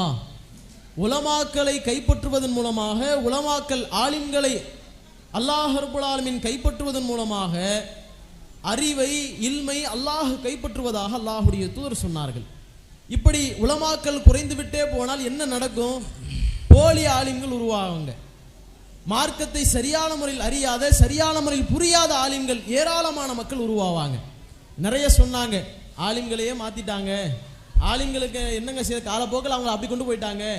ஆரம்பத்தில் ஒரு தங்க மோதிரம் போட்டிருந்தாலும் திருமணம் செய்யாமல் இருந்தார், ஆனால் காலப்போக்கில் அவரையும் மாத்திட்டாங்கன்னு சொன்னாங்க. என்ன நிலைப்பாடு, என்ன மாதிரி இது மாறுது அப்படின்னு கேட்டா ரசூலுல்லாஹ் சொல்றாங்க, கேளுங்க தெளிவாக. அல்லாஹுடைய நபி அல்லாஹ் சொல்கிறார்கள், இத்தஹது மக்கள் ஹத்தா இதாலம் எத்துருக்கு ஆலிமன். ஒரு ஆலிம் கூட இல்லாத பொழுது, சரியான மார்க்கத்தை அறியாதவர்கள் இருக்கும் பொழுது, இத்தஹது நாச ரூசன் ஜுஹாலன், மக்கள் தலைவர்களாக, ஆலிம்களாக சில முட்டாள்களை எடுத்துக்கொள்வார்கள். சில முட்டாள்கள் அறிவில்லாத மக்களை எடுத்துக்கொள்வார்கள். பசுயிலு, அவரிடத்துல போய் மார்க்கத்தை பற்றி கேட்பாங்க, மார்க்க சம்பந்தமாக அவரிடத்துல பல விஷயங்களை கேட்டு அந்த மக்கள், அந்த ஆலிம்கள் என்ற பெயரில் இருக்கக்கூடியவர்கள், அவர்கள் சரியான முறையில் மார்க்கத்தை அறியாமல், மார்க்கத்தை தெரியாமல், அவர்கள் அறிவில்லாத நிலையில் சில மார்க்க உபதேசங்களை, சில மார்க்க ஃபத்வாக்களை வழங்குவார்கள். அதன் மூலமாக ஃபலல்லு, அவர்களும் வழிகட்டு விடுவார்கள், வஅலல்லு, அவர்கள் மக்களையும் வழிகெடுத்து விடுவார்கள் என்று அல்லாஹ்வுடைய தூதர் சொல்றாங்க, தெளிவா சொல்றாங்க. இன்றைக்கு ஆலிம்கள் என்கிற போர்வையில் பெரும்பகுதியான மக்கள் மக்களை வழிகெடுக்கக்கூடிய, ஏன்னா மக்கள் நம்புறாங்க ஆலிம் என்று, இவர் ஆலிம் ஒரு சொன்னா சரியா இருக்கும், இவர் சொல்வதுதான் மார்க்கம் என்ற அடிப்படையில் இன்றைக்கு அவர்கள் சொல்லக்கூடிய எல்லாவற்றையும் கேட்கிறார்கள்.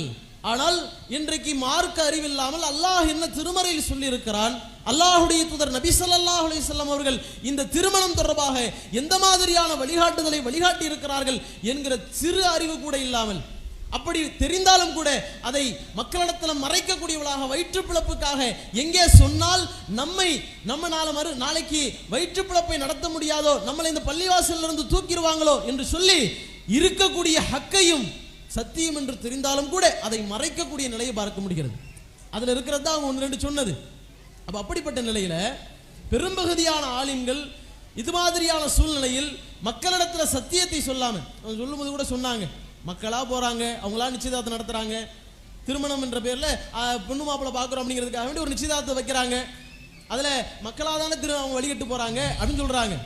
நல்லா யோசிச்சு பாருங்க, ஆரம்ப கட்டத்தில் ஆலிம் வருவாரு, உட்காருவாரு, உட்காந்து பொண்ணு மாப்பிள்ளை எல்லாம் அந்த வீட்டார் இந்த வீட்டார் எல்லாத்தையும் பார்த்துட்டு சர்க்கரை இந்த வீட்டுல இருந்து கொஞ்சம் கொண்டு வாங்க, அந்த வீட்டுல இருந்து கொஞ்சம் சர்க்கரையை கொண்டு வாங்க அப்படின்னு சொல்லி 2 சர்க்கரையை மிங்கிள் பண்ணிடுவாரு. இப்போ இந்த சர்க்கரையை பிரிக்க முடியுமா? முடியாது. அதே மாதிரி இந்த வீட்டாரையும் இந்த வீட்டாரையும் பிரிக்க முடியாது, நீங்க மிங்கிள் ஆயிட்டீங்க அப்படின்னு சொல்லி யாரு சொல்றது? மக்கள் கிடையாது பாப்பா, ஆலிம்கள் சொல்றாங்க. ஆலிம் தான் இதுக்கு தலைமை ஏற்று நடக்கிறார். அல்லாஹ்வுடைய தூதர் நபிகளார் ஒரு ஆலிமாகிறது மக்களிடத்தில் இது மாதிரி திருமணம் என்ற நிச்சயதார்த்தம் என்கிற அந்த நிலை வருகிற பொழுது, நிச்சயதார்த்தம் அதுக்குன்னு ஒரு ஃபங்க்ஷன்லாம் ரசூலுல்லாஹ் வைக்கல, ஆனா பொண்ணு மாப்பிளை பார்க்கணும், அந்த வழிமுறையை ரசூலுல்லாஹ் கற்றுத் தந்தாங்க. எப்படி கற்றுத் தந்தாங்க? அல்லாஹ்வுடைய தூதர் நபிகளார் போய் பொண்ணை ஒரு வருகிறார், எனக்கு இந்த அன்சாரி பெண்ணில இருந்து ஒரு பெண்ணை பார்த்துருக்கிறாங்க அப்படின்னு சொல்றாரு. அப்ப ரசூலுல்லாஹ் சொல்றாங்க, அந்த பெண்ணை நீ பார்த்தாயா அப்படின்னு கேட்கிறாங்க. அப்ப இந்த வழிமுறை இன்றைக்கு மறுக்கப்பட்டு எந்த மாதிரி ஆகுது, நம்ம வரதட்சணை என்ன அப்படின்னு கேட்கிறாங்க. இது மாதிரியான விஷயங்கள் எல்லாம் பேசப்படுகிறது. நாளைக்கு என்ன போடுவீங்க, மாப்பிள்ளைக்கு பைக் வாங்கி தருவீங்களா, கார் வாங்கி தருவீங்களா, டாக்டர் படிச்சிருக்கிறாருங்க அப்படிங்கிற அளவுக்கு பேசப்படுகிறது. ஆனால் அல்லாஹ்வுடைய தூதர் நபிகளார் காட்டி தந்த இது மாதிரியான அம்சங்கள் மறுக்கப்படுகிறது. இன்னும் எந்த அளவுக்கு என்றால், திருமணம் என்றால் அல்லாஹ்வுடைய தூதர் நபிகளார் 4 விஷயங்கள், ஒரு பெண் எதற்காக மனம் முடிக்கப்படுகிறார் என்கிற அடிப்படை ரசூலுல்லாஹ் கற்றுத் தந்தாங்க. 4 விஷயங்களுக்காக. அந்த 4 விஷயங்கள் என்னென்ன? அவருடைய அழகு, அவருடைய பாரம்பரியம், அவருடைய குடும்ப வழக்கம், அவருடைய பொருளாதாரம், இதையெல்லாம் பார்த்து இன்னொன்று 4வதாக ரசூலுல்லாஹ் சொன்னாங்க, அவளுடைய மார்க்கப்பற்று. இந்த 4ஐயும் சொல்லிட்டு ரசூலுல்லாஹ் தேர்வு செய்ய வேண்டும் என்று கற்றுத்தந்த வழிமுறை என்ன தெரியுமா? ஃபல்ஃபர் பி தாத்தித்தீன், நீ மார்க்கத்துக்கு முக்கியம் கொடு, மார்க்கம் கற்ற பெண்ணாக நீ தேர்வு செய், அதை வைத்து நாளை மறுமையில வெற்றி பெற்றுக்கொள் என்று அல்லாஹ்வுடைய தூதர் நபிகளார் வழிமுறை காட்டியிருக்க. இன்னைக்கு சமூகத்துல இந்த ஆலிம்கள் எப்படிப்பட்ட நிலையை கையாளுகிறார்கள்? இதெல்லாம் வந்தோடனே ஜமாத்துக்கு வருது, திருமணம் செய்ய போறோம் அப்படின்னு வந்தா அதுல ஏதாவது கேட்கறாங்களா, எந்த மாதிரி திருமணம் ஏற்பாடு செஞ்சிருக்கிறீங்க, இந்த மாதிரி பொண்ணை பார்த்துருக்கிறீங்களா என்கிற இது மாதிரியான வழிமுறை எல்லாம் பார்க்கிறார்களா என்று பார்த்தால் இதையெல்லாம் கண்டுக்கிறதே கிடையாது, இதையெல்லாம் கவனத்தில் எடுக்கிறதே கிடையாது. ஒட்டுமொத்தமாக அந்த மார்க்கம் சொன்ன எல்லா விதமான போதனைகளையும் மறுத்து வரதட்சணை என்கிற பெயரால் இன்றைக்கு மக்கள்ல பெரும்பகுதியான மக்களை அழிக்கக்கூடிய வன்கொடுமையாக இருக்கிற இது மாதிரியான திருமணங்களை ஆலிம்களே முன்னிருந்து நடத்தக்கூடிய காட்சிகளை பார்க்கிறோம். இவங்க சொல்றதெல்லாம் 1-2 தான், ஆலிம் இந்த மாதிரி நடத்த மாட்டாரு, அது மாதிரி பண்ண மாட்டார் அப்படிங்கிறதெல்லாம் 1 தான். அப்படி மாறிக்கிட்டு வராங்க. மாற வேண்டும், சமுதாயம் திருந்த வேண்டும், அதான் எதிர்பார்ப்பு. ஆனால் பெரும்பகுதியான ஆலிம்கள் தெளிவா தெரியும், பெண் வீட்டாரிடத்திலிருந்து வரதட்சணை வாங்கியிருக்கிறாங்க. ரசூலுல்லாஹ் வழிமுறை காட்டி தந்தாங்க, மகரை பெண்களுக்கு திருமணம் மகராக கொடுங்க, எவ்வளவு கொடுத்தீங்கன்னு கேட்டாங்க. அல்லாஹ் சொல்கிறான், பொற்குவியலையே கொடுங்கண்டு. இதெல்லாம் அல்லாஹ் திருமணம் சம்பந்தமாக காட்டி தருகிற சட்டங்கள். ஆனா இதெல்லாம் கேட்க மாட்டாங்க. 101 ரூபா மகர் எழுதுவார். 1 பவுன் சொன்னாங்க, 1 பவுன் கூட கிடையாது, 101 ரூபா மகர் எழுதுற கல்யாணம்லாம் இருக்குது. அதே நேரத்தில் வரதட்சணையாக இத்தனை பவுன் மாறி இருக்கிறது, 50 பவுன் 100 பவுன் மாறி இருக்கிறது என்று தெரிந்தாலும் கூட தட்டி கேட்க வேண்டிய ஆலிம், இதுதான் வழிமுறை, இதற்கு மாற்றமாக இருக்கக்கூடாது என்று சொல்ல வேண்டிய ஆலிம் அதற்கு தலைமை ஏற்று இன்றைக்கு திருமணம் நடத்துறாங்க. அதுல எத்தனை அலாச்சாரங்கள், 1 2 சொல்லி முடிக்க முடியுமா? அப்பதான் களிமா சொல்லி தருவார் மாப்பிள்ளைக்கு, அஷ்ஹது அல்லா இலாஹா சொல்லுங்க அப்படின்னு சொல்லி தருவார். இன்னும் ஏராளமான அலாச்சாரங்களை ஆலிமே வழி நின்று நடத்தக்கூடிய காட்சி இன்றளவும் பார்க்கிறோம் என்றால், அப்ப அல்லாஹ் சொல்றானே திருமறையில, ஒரு அல்லாஹ்வுடைய வசனங்கள் கேலி குத்தாக்கப்படுகிறது என்றால், அல்லாஹ்வுடைய வசனங்கள் மாறு பேச்சு பேசப்படுகிறது என்றால், அது மறுக்கப்படுகிறது என்றால், அந்த சபையில் நீங்க இருக்கக்கூடாது என்று அல்லாஹ் பாமர மக்களுக்கும் சொல்கிறான். ஒரு ஆலிமாக இருந்து எல்லாவற்றையும் அறிந்து அல்லாஹ்வுடைய மார்க்கத்தை, அல்லாஹ்வுடைய வார்த்தையை புறந்தள்ளிவிட்டு இது மாதிரியான ஒரு திருமணத்தை நடத்தி வைக்கிறார்னா இதுக்கு பெரிதும் காரணம் யாரு? நம்ம மக்கள் காரணம் இல்லைன்னு சொல்லவே இல்லை. மக்களும் தவறு செய்கிறார்கள், அவர்களும் அந்த தவறுக்குண்டான தண்டனை அனுபவிக்க போறாங்க. ஆனால் ஆலிம்கள் ஒரு படி மேலே அதற்குண்டான தண்டனை அனுபவிக்க போறாங்களே, அப்படிப்பட்ட நிலையை அவர்கள் அடைய போகிறார்களே என்கிற இந்த கருத்தை ஆலிம்கள் தான் பெரிதும் காரணம் நபி வழியை மறந்ததற்கு என்று சொல்லி என்னுடைய இந்த வாதங்களை நிறைவு செய்கிறோம். அஸ்ஸலாமு அலைக்கும். சார், பி டீமில் சகோதரர் இலியாஸ் அவர்கள் மக்கள் காரணமாக இருந்தாலும் பெரிய காரணம் வந்து ஆலிம் சாக்கள் தான் பெரும் காரணமாக இருக்கிறாங்க.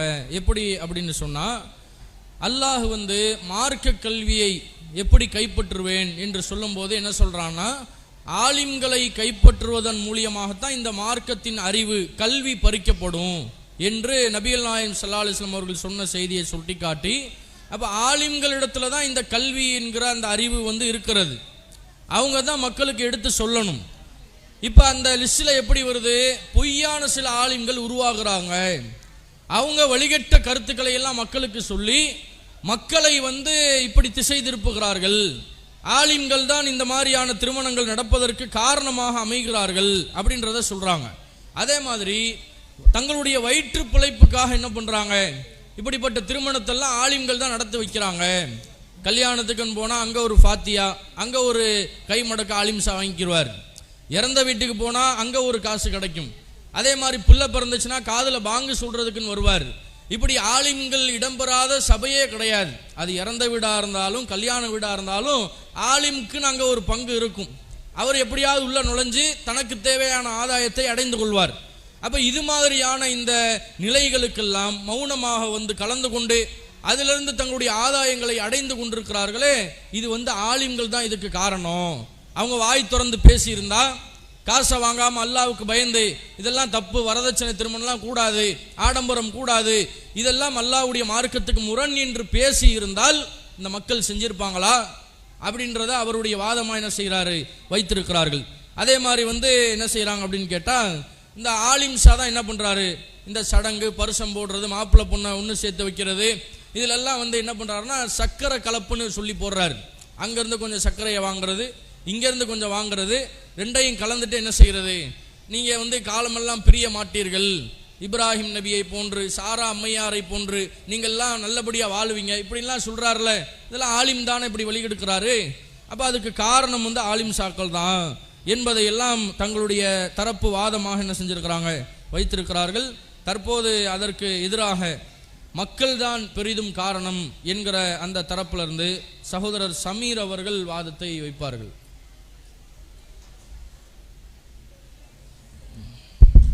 அஸ்ஸலாமு அலைக்கும்.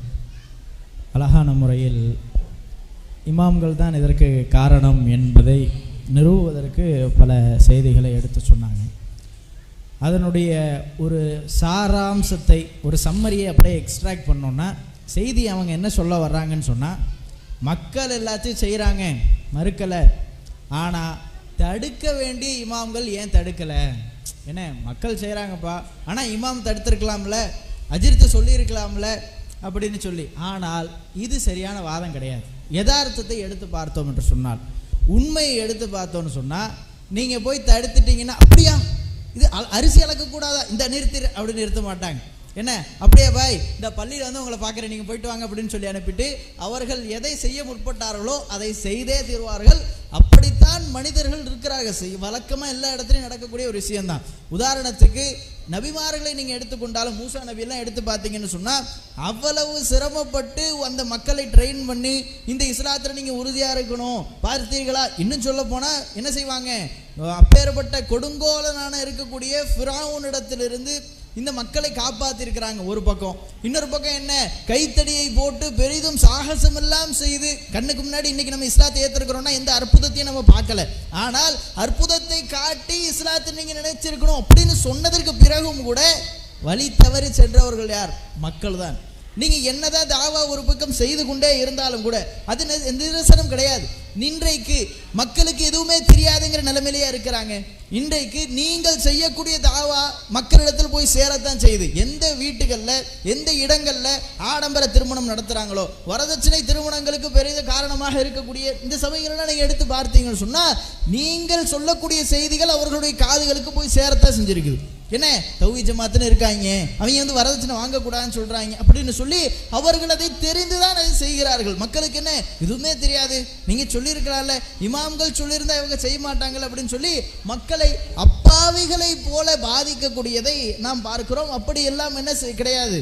என்ன மக்கள் நாம் சொன்னவுடன் கேட்பதற்கு தயாராக அவர்கள் இல்லை. இன்னும் சொல்ல போனால் சரி, என்ன இது மாதிரியான இந்த சர்க்கரை கலப்பு அப்படிங்கிற விஷயத்துலலாம் என்ன செய்கிறாங்க, இமாம்கள் இன்வால்வ் ஆகுறாங்க, அதை செய்கிறாங்க அப்படின்னு சொன்னால், அதை தாண்டி இன்னும் எவ்வளவோ இருக்குதே. இந்த கல்யாணம்னு சொன்னால் அது மட்டுமா, இன்னும் எவ்வளவோ செய்கிறாங்களே. ஒரு வரதட்சணை வாங்கக்கூடிய விஷயமாக இருந்தாலும் சரி, ஒரு பூ வைப்பது அப்படின்னு சொல்லி ஒரு ஃபங்க்ஷன் நடத்துகிறாங்க. என்ன பூ வைக்கிறோம் பொண்ணுக்கு அப்படின்னு சொல்லி அது என்ன அந்த நடத்துகிறாங்க. கட்டுக்கழுத்தி சாப்பாடு கல்யாணத்துக்கு முத நாள், என்ன பரிசம் போடுறது அப்படின்னு சொல்லி பெண் வீட்டு செலவில் நடத்தக்கூடிய திருமணமாக இருந்தாலும் சரி, மாலை அணிவிக்கக்கூடிய விஷயமாக இருந்தாலும் சரி, பெண்ணு மாப்பிள்ளை கல்யாணத்தை முடிச்சு விட்டு வீட்டுக்கு வரக்கூடிய நேரத்தில் ஆரத்தி எடுக்கக்கூடிய அந்த சம்பவமாக இருந்தாலும் சரி, நாளிடுதல், என்ன தாலி பிரிக்கிறோம், என்ன அது ஒரு குறிப்பிட்ட காலம் வச்சிருக்கிறாங்க, 40 நாளோ 30 நாளோ, அதுக்கப்புறம் என்ன செய்வாங்க தாலி பிரிக்கிறது அப்படின்னு சொல்லி ஒன்று செய்கிறாங்க. அது மட்டும் இல்லாமல் இப்போ புது ட்ரெண்டாக என்ன செஞ்சுக்கிட்டு இருக்காங்க, ஹல்தி ஃபங்க்ஷனு, மெஹந்தி ஃபங்க்ஷனு. அது மட்டும் இல்லாமல் இன்றைக்கு எங்களுடைய ஊர்களிலேயே சர்வசாதாரணமாக இந்த கூத்தாடிகளாக இருக்கக்கூடிய பெண்களை அவர்களுக்கு ஒரு குறிப்பிட்ட பேமெண்ட்டை கொடுத்து அவர்களை வீட்டிற்கு வந்து ஆட சொல்லக்கூடிய கலாச்சாரம் எல்லாம் இன்றைக்கு திருமண சபைகளில் அரங்கேறி கொண்டிருக்கிறது. இதை எந்த இமாம் வலியுறுத்தி இருக்கிறார்? எந்த இமாம் வந்து நீங்க இதெல்லாம் செஞ்சுக்கிறலாம் அப்படின்னு சொல்லி சொல்லக்கூடியவராக இருக்கிறார்? ஏன்னா இன்னைக்கு நீங்க சொல்றீங்க வரதட்சணை என்பது உங்களுக்கே தெரியுது, இமாமுக்கு அவங்க வரதட்சணை வாங்குறது தெரியாதா? அப்ப எதுக்கு அந்த கல்யாணத்தை நடத்தி வைக்கிறாங்க? உண்மையில் சொல்ல போனால் என்ன வரதட்சணை எவ்வளவு வாங்குறாங்க, என்ன அமௌண்ட்டுங்கிறதெல்லாம் அவருக்கு சொல்லவே மாட்டாங்க. தஃப்தர் எடுத்து பார்த்தாலும் கூட என்ன இருக்கும், அவர் படிக்கக்கூடிய நேரத்தில் இந்த மாப்பிள்ளை இந்த பொண்ணை கல்யாணம் பண்றாரு, இவர் வந்து இன்ன பவுனு மகர் போடுறாரு அப்படிங்கிறத எழுதுவாங்களே தவிர என்ன எவ்வளவு வரதட்சணைங்கிறத அந்த தஃப்தரில் எழுதுவாங்களா, அதை என்னது வாசிப்பாங்களா என்று கேட்டால் அப்படி கிடையாது. இந்த வழிகேட்டுக்கெல்லாம் மக்கள் தான் முழுக்க முழுக்க காரணமாக இருக்கக்கூடிய காட்சியை நம்ம பார்க்கிறோம். அது மட்டும் இல்லாமல் இன்றைக்கு மக்கள் தெரிஞ்ச மார்க்கத்தை தெரிஞ்சு கொண்டு இருக்கக்கூடிய மக்களும் கூட உதாரணத்துக்கு என்னுடைய உறவினர் ஒருத்தவரையே நம்ம சொல்லணும்னு சொன்னால் என்ன லைவ் போடுறீங்களா, அவரே பார்த்தாலும் பார்ப்பார். ஏன்னா அவர் வந்து ஒரு காலத்தில் ஏகத்துவத்தை பேசிய ஒரு நபர். ஏன்னா அது ஆச்சரியமாக இதெல்லாம் செய்கிறீங்களே நீங்கள் நரகத்துக்கு போயிடுவீங்கன்னு சொல்லி வெளிப்படையாக முகத்துக்கு நேராக பேசக்கூடிய ஒரு நபர் தனக்கு தன் வீட்டு திருமணம் என்று வரக்கூடிய நேரத்தில் என்ன செய்கிறார், அவர் இந்த மாதிரி அனாச்சாரத்தில் போய் விழக்கூடிய காட்சியை பார்க்கிறோம். அந்த நேரத்தில் நம்ம போய் என்ன செய்கிறோம், அந்த இடத்துக்கு போய் நம்ம தாவா செய்கிறோம். என்ன இமாமுகள் சொன்னால் கேட்டுருவாங்க, மக்களுக்கு ஒன்றுமே தெரியாது, அவர் ஒன்றுமே தெரியாத ஆள் கிடையாது, அவரே தாவா பண்ண ஒரு ஆள் தான். என்ன சூழ்நிலை அவருக்கு, இப்படி ஒரு திருமணத்தை நடத்துகிறார். அந்த நேரத்தில் நாம் போய் சொல்லக்கூடிய நேரத்தில் தாவா பண்ணக்கூடிய நேரத்தில் அவர் என்ன பதிலளிக்கிறாரு, ஒரு கல்யாணம் தானே பண்ண போகிறோம். என்ன ஒரு கல்யாணம் பண்ண போகிறோன்னு உனக்கு தெரியுமா, அதுக்கப்புறம் என்ன நடக்கும்னு எனக்கு தெரியுமா, தெரியாது.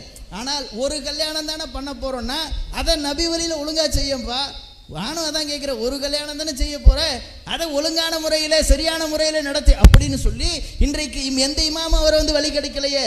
நீங்கள் ஏன் தௌஹீதில் இருக்கிறீங்க, சும்மா நீங்கள் என்ன செய்யுங்க வரதட்சணை கல்யாணம் நடத்துங்கப்பா அப்படின்னு சொல்லி எந்த இமாமும் அவரிடத்திலே சென்று தாவா செய்யவில்லை. ஆனால் மனிதர்கள் இயல்பாகவே ஆடம்பரத்திற்கும் மக்கள் அவ்வளவு செய்கிறாங்களே, அந்த வீட்டு கல்யாணத்தில் அப்பேற்பட்ட சாப்பாடு, இந்த வீட்டு கல்யாணத்தில் இப்பேற்பட்ட சாப்பாடு, இதை போன்ற நாமும் நடத்த வேண்டும் என்று சொல்லி பெருமைக்கு ஆசைப்படக்கூடியவர்களாக இன்றைக்கு மனிதர்களாகவே ஏராளமான பிதாத்துகளை இந்த சமுதாயத்திற்கு மத்தியில் ஏற்பாடு செய்து வைத்திருக்கக்கூடிய காட்சியை பார்க்கிறோம். இன்னும் ஏராளமான ஆதாரங்களை நம்ம என்ன செய்யலாம், அடுக்கிக் கொண்டே போகலாம். மக்கள் தான் ஒவ்வொரு கட்டத்திலேயும் இந்த இமாமுகளை கூட வலியுறுத்தி என்ன இதையெல்லாம் கண்டுக்கிறாதீங்கன்னு சொல்லக்கூடியவர்களாக இருக்கிறார்கள். இன்றைக்கு இமாம்கள் சொன்னால் மக்கள் கேட்டு விடுவார்கள் என்று சொல்றீங்களே, உங்களுடைய வாதம், நீங்க எத்தனை தெருமுனை பிரச்சாரம் நடத்துறீங்க, எத்தனை தாய்களை பயன்படுத்தி எல்லா தெருவா இதை சொல்லி கொண்டு இருக்கிறீங்க. வரதட்சணை கூடாது, வரதட்சணை ஒழிப்பு பொதுக்கூட்டம்னு சொல்லி சமீபத்தில் நம்ம நடத்தினோம். இப்படி எல்லாம் சொல்லக்கூடிய நேரத்தில்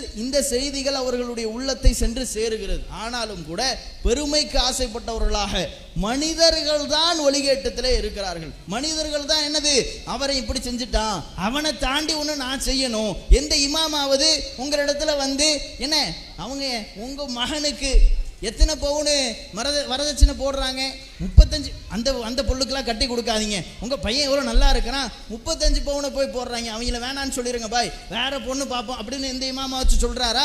வரதட்சணையில் கூட்டி கழிச்சு இந்த பேரம் பேசக்கூடிய விஷயங்கள் எல்லாம் எந்த இமாமாவது ஈடுபடுகிறாரா? வரதட்சணை நீங்கள் வாங்குங்கள் என்று சொல்லி ஊக்கப்படுத்தக்கூடிய இமாம்கள் இருக்கிறார்களா? இமாம்கள் ஒளிகேட்டில் இருக்கிறார்கள்.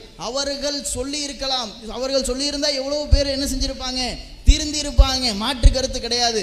ஆனால் அந்த தவறுகள் எல்லாம் இன்னும் புதுசாக பிற மதத்தை பார்த்து காப்பி அடிக்கக்கூடிய விஷயத்தை எல்லாம் அதிகமாக இதில் கொண்டு வருவது மக்கள் தான் என்பதனை ஆணித்தனமாக சொல்லிக்கொண்டு எனது இந்த உரையை நிறைவு செய்கின்றேன். இஸ்லாம்.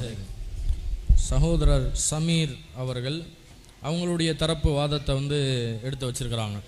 ஆலிம்கள் அதுக்கு காரணம் இல்லை, மக்கள் தான் அதிகமான காரணமுடையவர்களாக இருக்கிறார்கள்.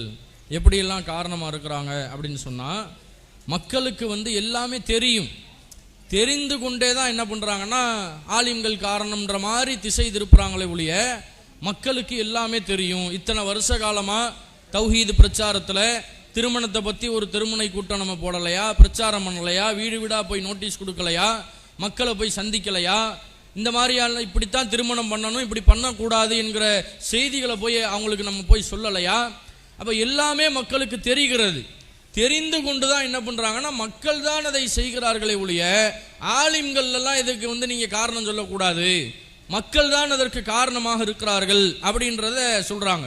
அதே மாதிரி ஆலிம்சாக்கள் கலந்து கொள்ளாத திருமணத்தில் நடக்கக்கூடிய எத்தனையோ விதமான பிதாத்தான புதுமையான அனாச்சாரமான காரியங்களை மக்களே முன்னின்று நடத்துகிறாங்களே, அப்படியான விஷயங்களை எல்லாம் மக்கள் சிந்திச்சு பார்க்கணும்.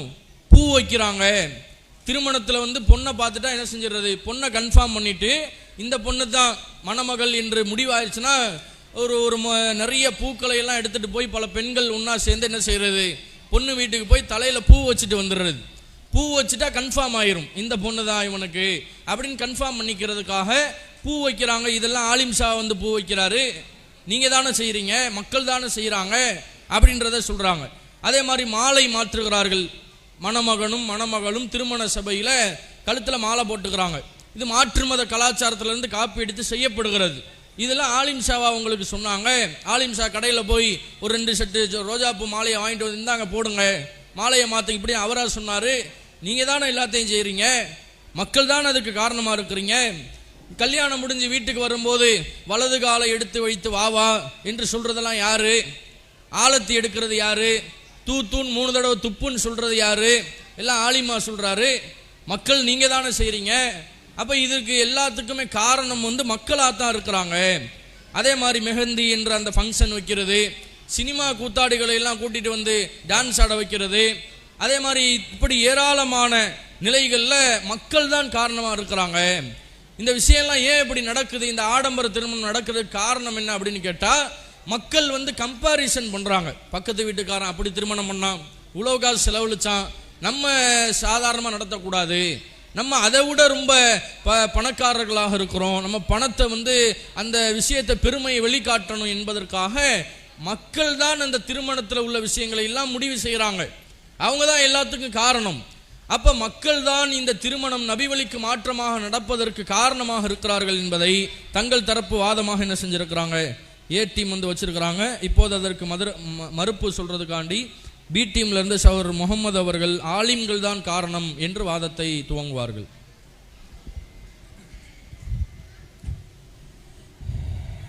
அஸ்ஸலாமு அலைக்கும் வரஹ்மத்துல்லாஹ்.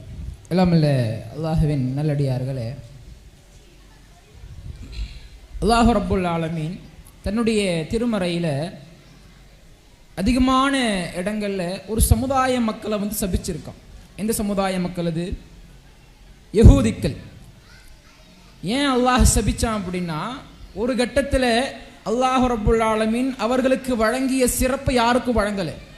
அவ்வளவு சிறப்புகளை அல்லாஹ் ரப்புல் ஆலமீன் அந்த சமுதாய மக்களுக்கு வழங்கினான். என்ன சிறப்பு கொடுத்தா? மண்ணு சல்வாவை இறக்கினான்.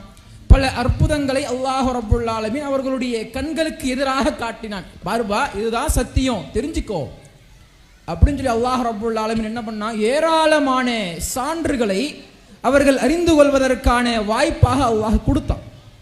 ஆனால் அந்த சமுதாய மக்கள் என்ன பண்ணாங்க அப்படின்னா, நன்றி கெட்ட மனிதர்களாக, அறிவு இருந்துச்சு, ஞானம் இருந்துச்சு, அல்லாஹ்விடம் இருந்து அதிகமான ஆற்றல்களை அற்புதங்களை கண்ட ஒரு சமுதாயம், அதிகமான சிறப்பை பெற்ற ஒரு சமுதாயம். ஆனால் என்ன பண்ணாங்க? நன்றி மறந்து இருந்தாங்க. அதனால் அல்லாஹ் சொல்றான், இவ்வளவு கல்வி இருக்குது, இவ்வளவு ஞானம் இருக்குது, ஆனாலும் அதை சுமந்தும் தன்னுடைய வாழ்க்கையில் அமல்படுத்தல் அல்ல, மற்ற மக்களுக்கு எடுத்து சொல்லல் அல்ல. அல்லாஹ் சொல்றான் திருமறையில, இவர்கள் பொதி சுமக்கக்கூடிய கழுதைகளுக்கு சமம். அல்லாஹ் ரப்புல் ஆலமீன் பாவியான அடியார்களுக்கு கொடுக்கக்கூடிய வார்த்தை என்ன அப்படின்னா, பாவிகள் அப்படின்னு சொல்லுவான். ஆனால் மனிதன் அப்படின்ற கேட்டகரியில தான் வைப்பான். ஆனால் எந்த அடியார்கள் அறிவை பெற்று அதன் அடிப்படையில் தானும் வாழல, பிற மக்களுக்கு எடுத்து சொல்லவும் செய்யல, அந்த அடியார்களுக்கு அல்லாஹ் கொடுக்கக்கூடிய வார்த்தை என்ன தெரியுமா? புகழாரம் என்ன தெரியுமா? அவர்கள் கழுதைக்கு சமம். ஏன்னா எதுக்கு மனுஷனா இருக்க? கழுதைக்கு உனக்கு என்ன வித்தியாசம்? கழுதையினுடைய சுமையில தங்க கட்டிய வச்சாலும் அதுக்கு தெரியாது, அது போன்று ஏன் நீ வாழ்ற? அதுக்கு கழுதையா இருந்துட்டு போலாமே என்ற இடிச்சொல்லை பெற்றுக்கொண்டவர்கள் யார்? அந்த யஹூதிக்கள். அல்லாஹ் ஏராளமான வசனங்கள்ல இதே கருத்தை சொல்றான். இன்னல்லதீன யக்துமூன மா அன்சல்லா மினல் பையினாத்தி வல் ஹுதா. யஹூதியர்களை பார்த்து அல்லாஹ் சொல்றான், நாம் அருளியே தெளிவான சான்றுகளையும் நேர்வழியையும் வேதத்தில் நாம் உங்களுக்கு வழங்கிய அறிவுரை எல்லாவற்றையும் பெற்றுக்கொண்டு மின் பஅதி மா பையன்னாஹு லின்னாஸி ஃபில் கிதாப், இதையெல்லாம் பெற்றுக்கொண்டு மற்ற மக்களிடத்தில் சொல்லாமல் யார் மறைக்கிறார்களோ அவர்களை அல்லாஹும் சபிக்கிறான். உலாயிக யல்அனுஹுமுல்லாஹ் வ யல்அனுஹுமுல் லாயினூன், அவர்களை அல்லாஹும் சபிக்கிறான். சபிப்பதற்கு தகுதி படைத்த வானவர்கள் மலக்குமார்கள் அனைவரும் சபிக்கிறார்கள். யார் அல்லாஹ் சபிக்கிறான்? யஹூதிக்க சபிச்சான். ஏன் சபிச்சான்? மார்க்க அறிவு இருந்தது, ஆனால் அதை பிற மக்களுக்கு எடுத்து சொல்லக்கூடிய அந்த பண்பு அவரிடத்துல இல்லை. இப்போ யஹூதிக்களுக்கும் இந்த ஆலிம்ஷாக்களுக்கும் என்ன வித்தியாசம்? ஆலிம்ஷாவும் மார்க்க அறிவை பெற்றிருக்காரு. திருமணங்கள் நடைபெறக்கூடிய ஏராளமான பிதஅத்துக்கள் அனாச்சாரங்கள் சொன்னா அப்படின்னா லிஸ்ட் பெருசா போகும், டைம் பத்தாது. பால் கிதாப் பார்த்தல், பால் கிதாப்னா என்ன? நல்ல நேரம் கெட்ட நேரமா. ஜோசியம் பார்க்கறாங்கல்ல மாற்று மத சகோதரர்கள், அதற்கு இணையாக உங்களுக்கு சற்றும் சளைத்தவர்கள் நாங்கள் அல்ல என்று சொல்லக்கூடிய விதத்தில் இன்னைக்கு இஸ்லாமியர்கள் அல்லாஹ் ரப்பல் ஆலமீன் தன்னுடைய திருமறையில பேசுறான். நபிகளார் சொல்றாங்க, அல்லாஹ் காலமாக இருக்கிறான். காலத்தை திட்டாதீங்க, இது நல்ல நேரம் இது கெட்ட நேரம் என்று பிரிக்காதீர்கள். ஏன் திட்டாதே? ஏன்னா காலமா அல்லாஹ் இருக்கிறான். அல்லாஹ்வை திட்டுறியா நீ? இறைவனை திட்டுறியா? ரசூலுல்லாஹ் சொல்றாங்க. அப்படி சொல்லக்கூடிய மார்க்கத்தை மறைத்து விட்டு பால் கிதாபு பார்த்துக்கிட்டு இருக்காங்க மக்கள். இதை கண்டும் காணாமல் அந்த மக்களுக்கு தெரியல.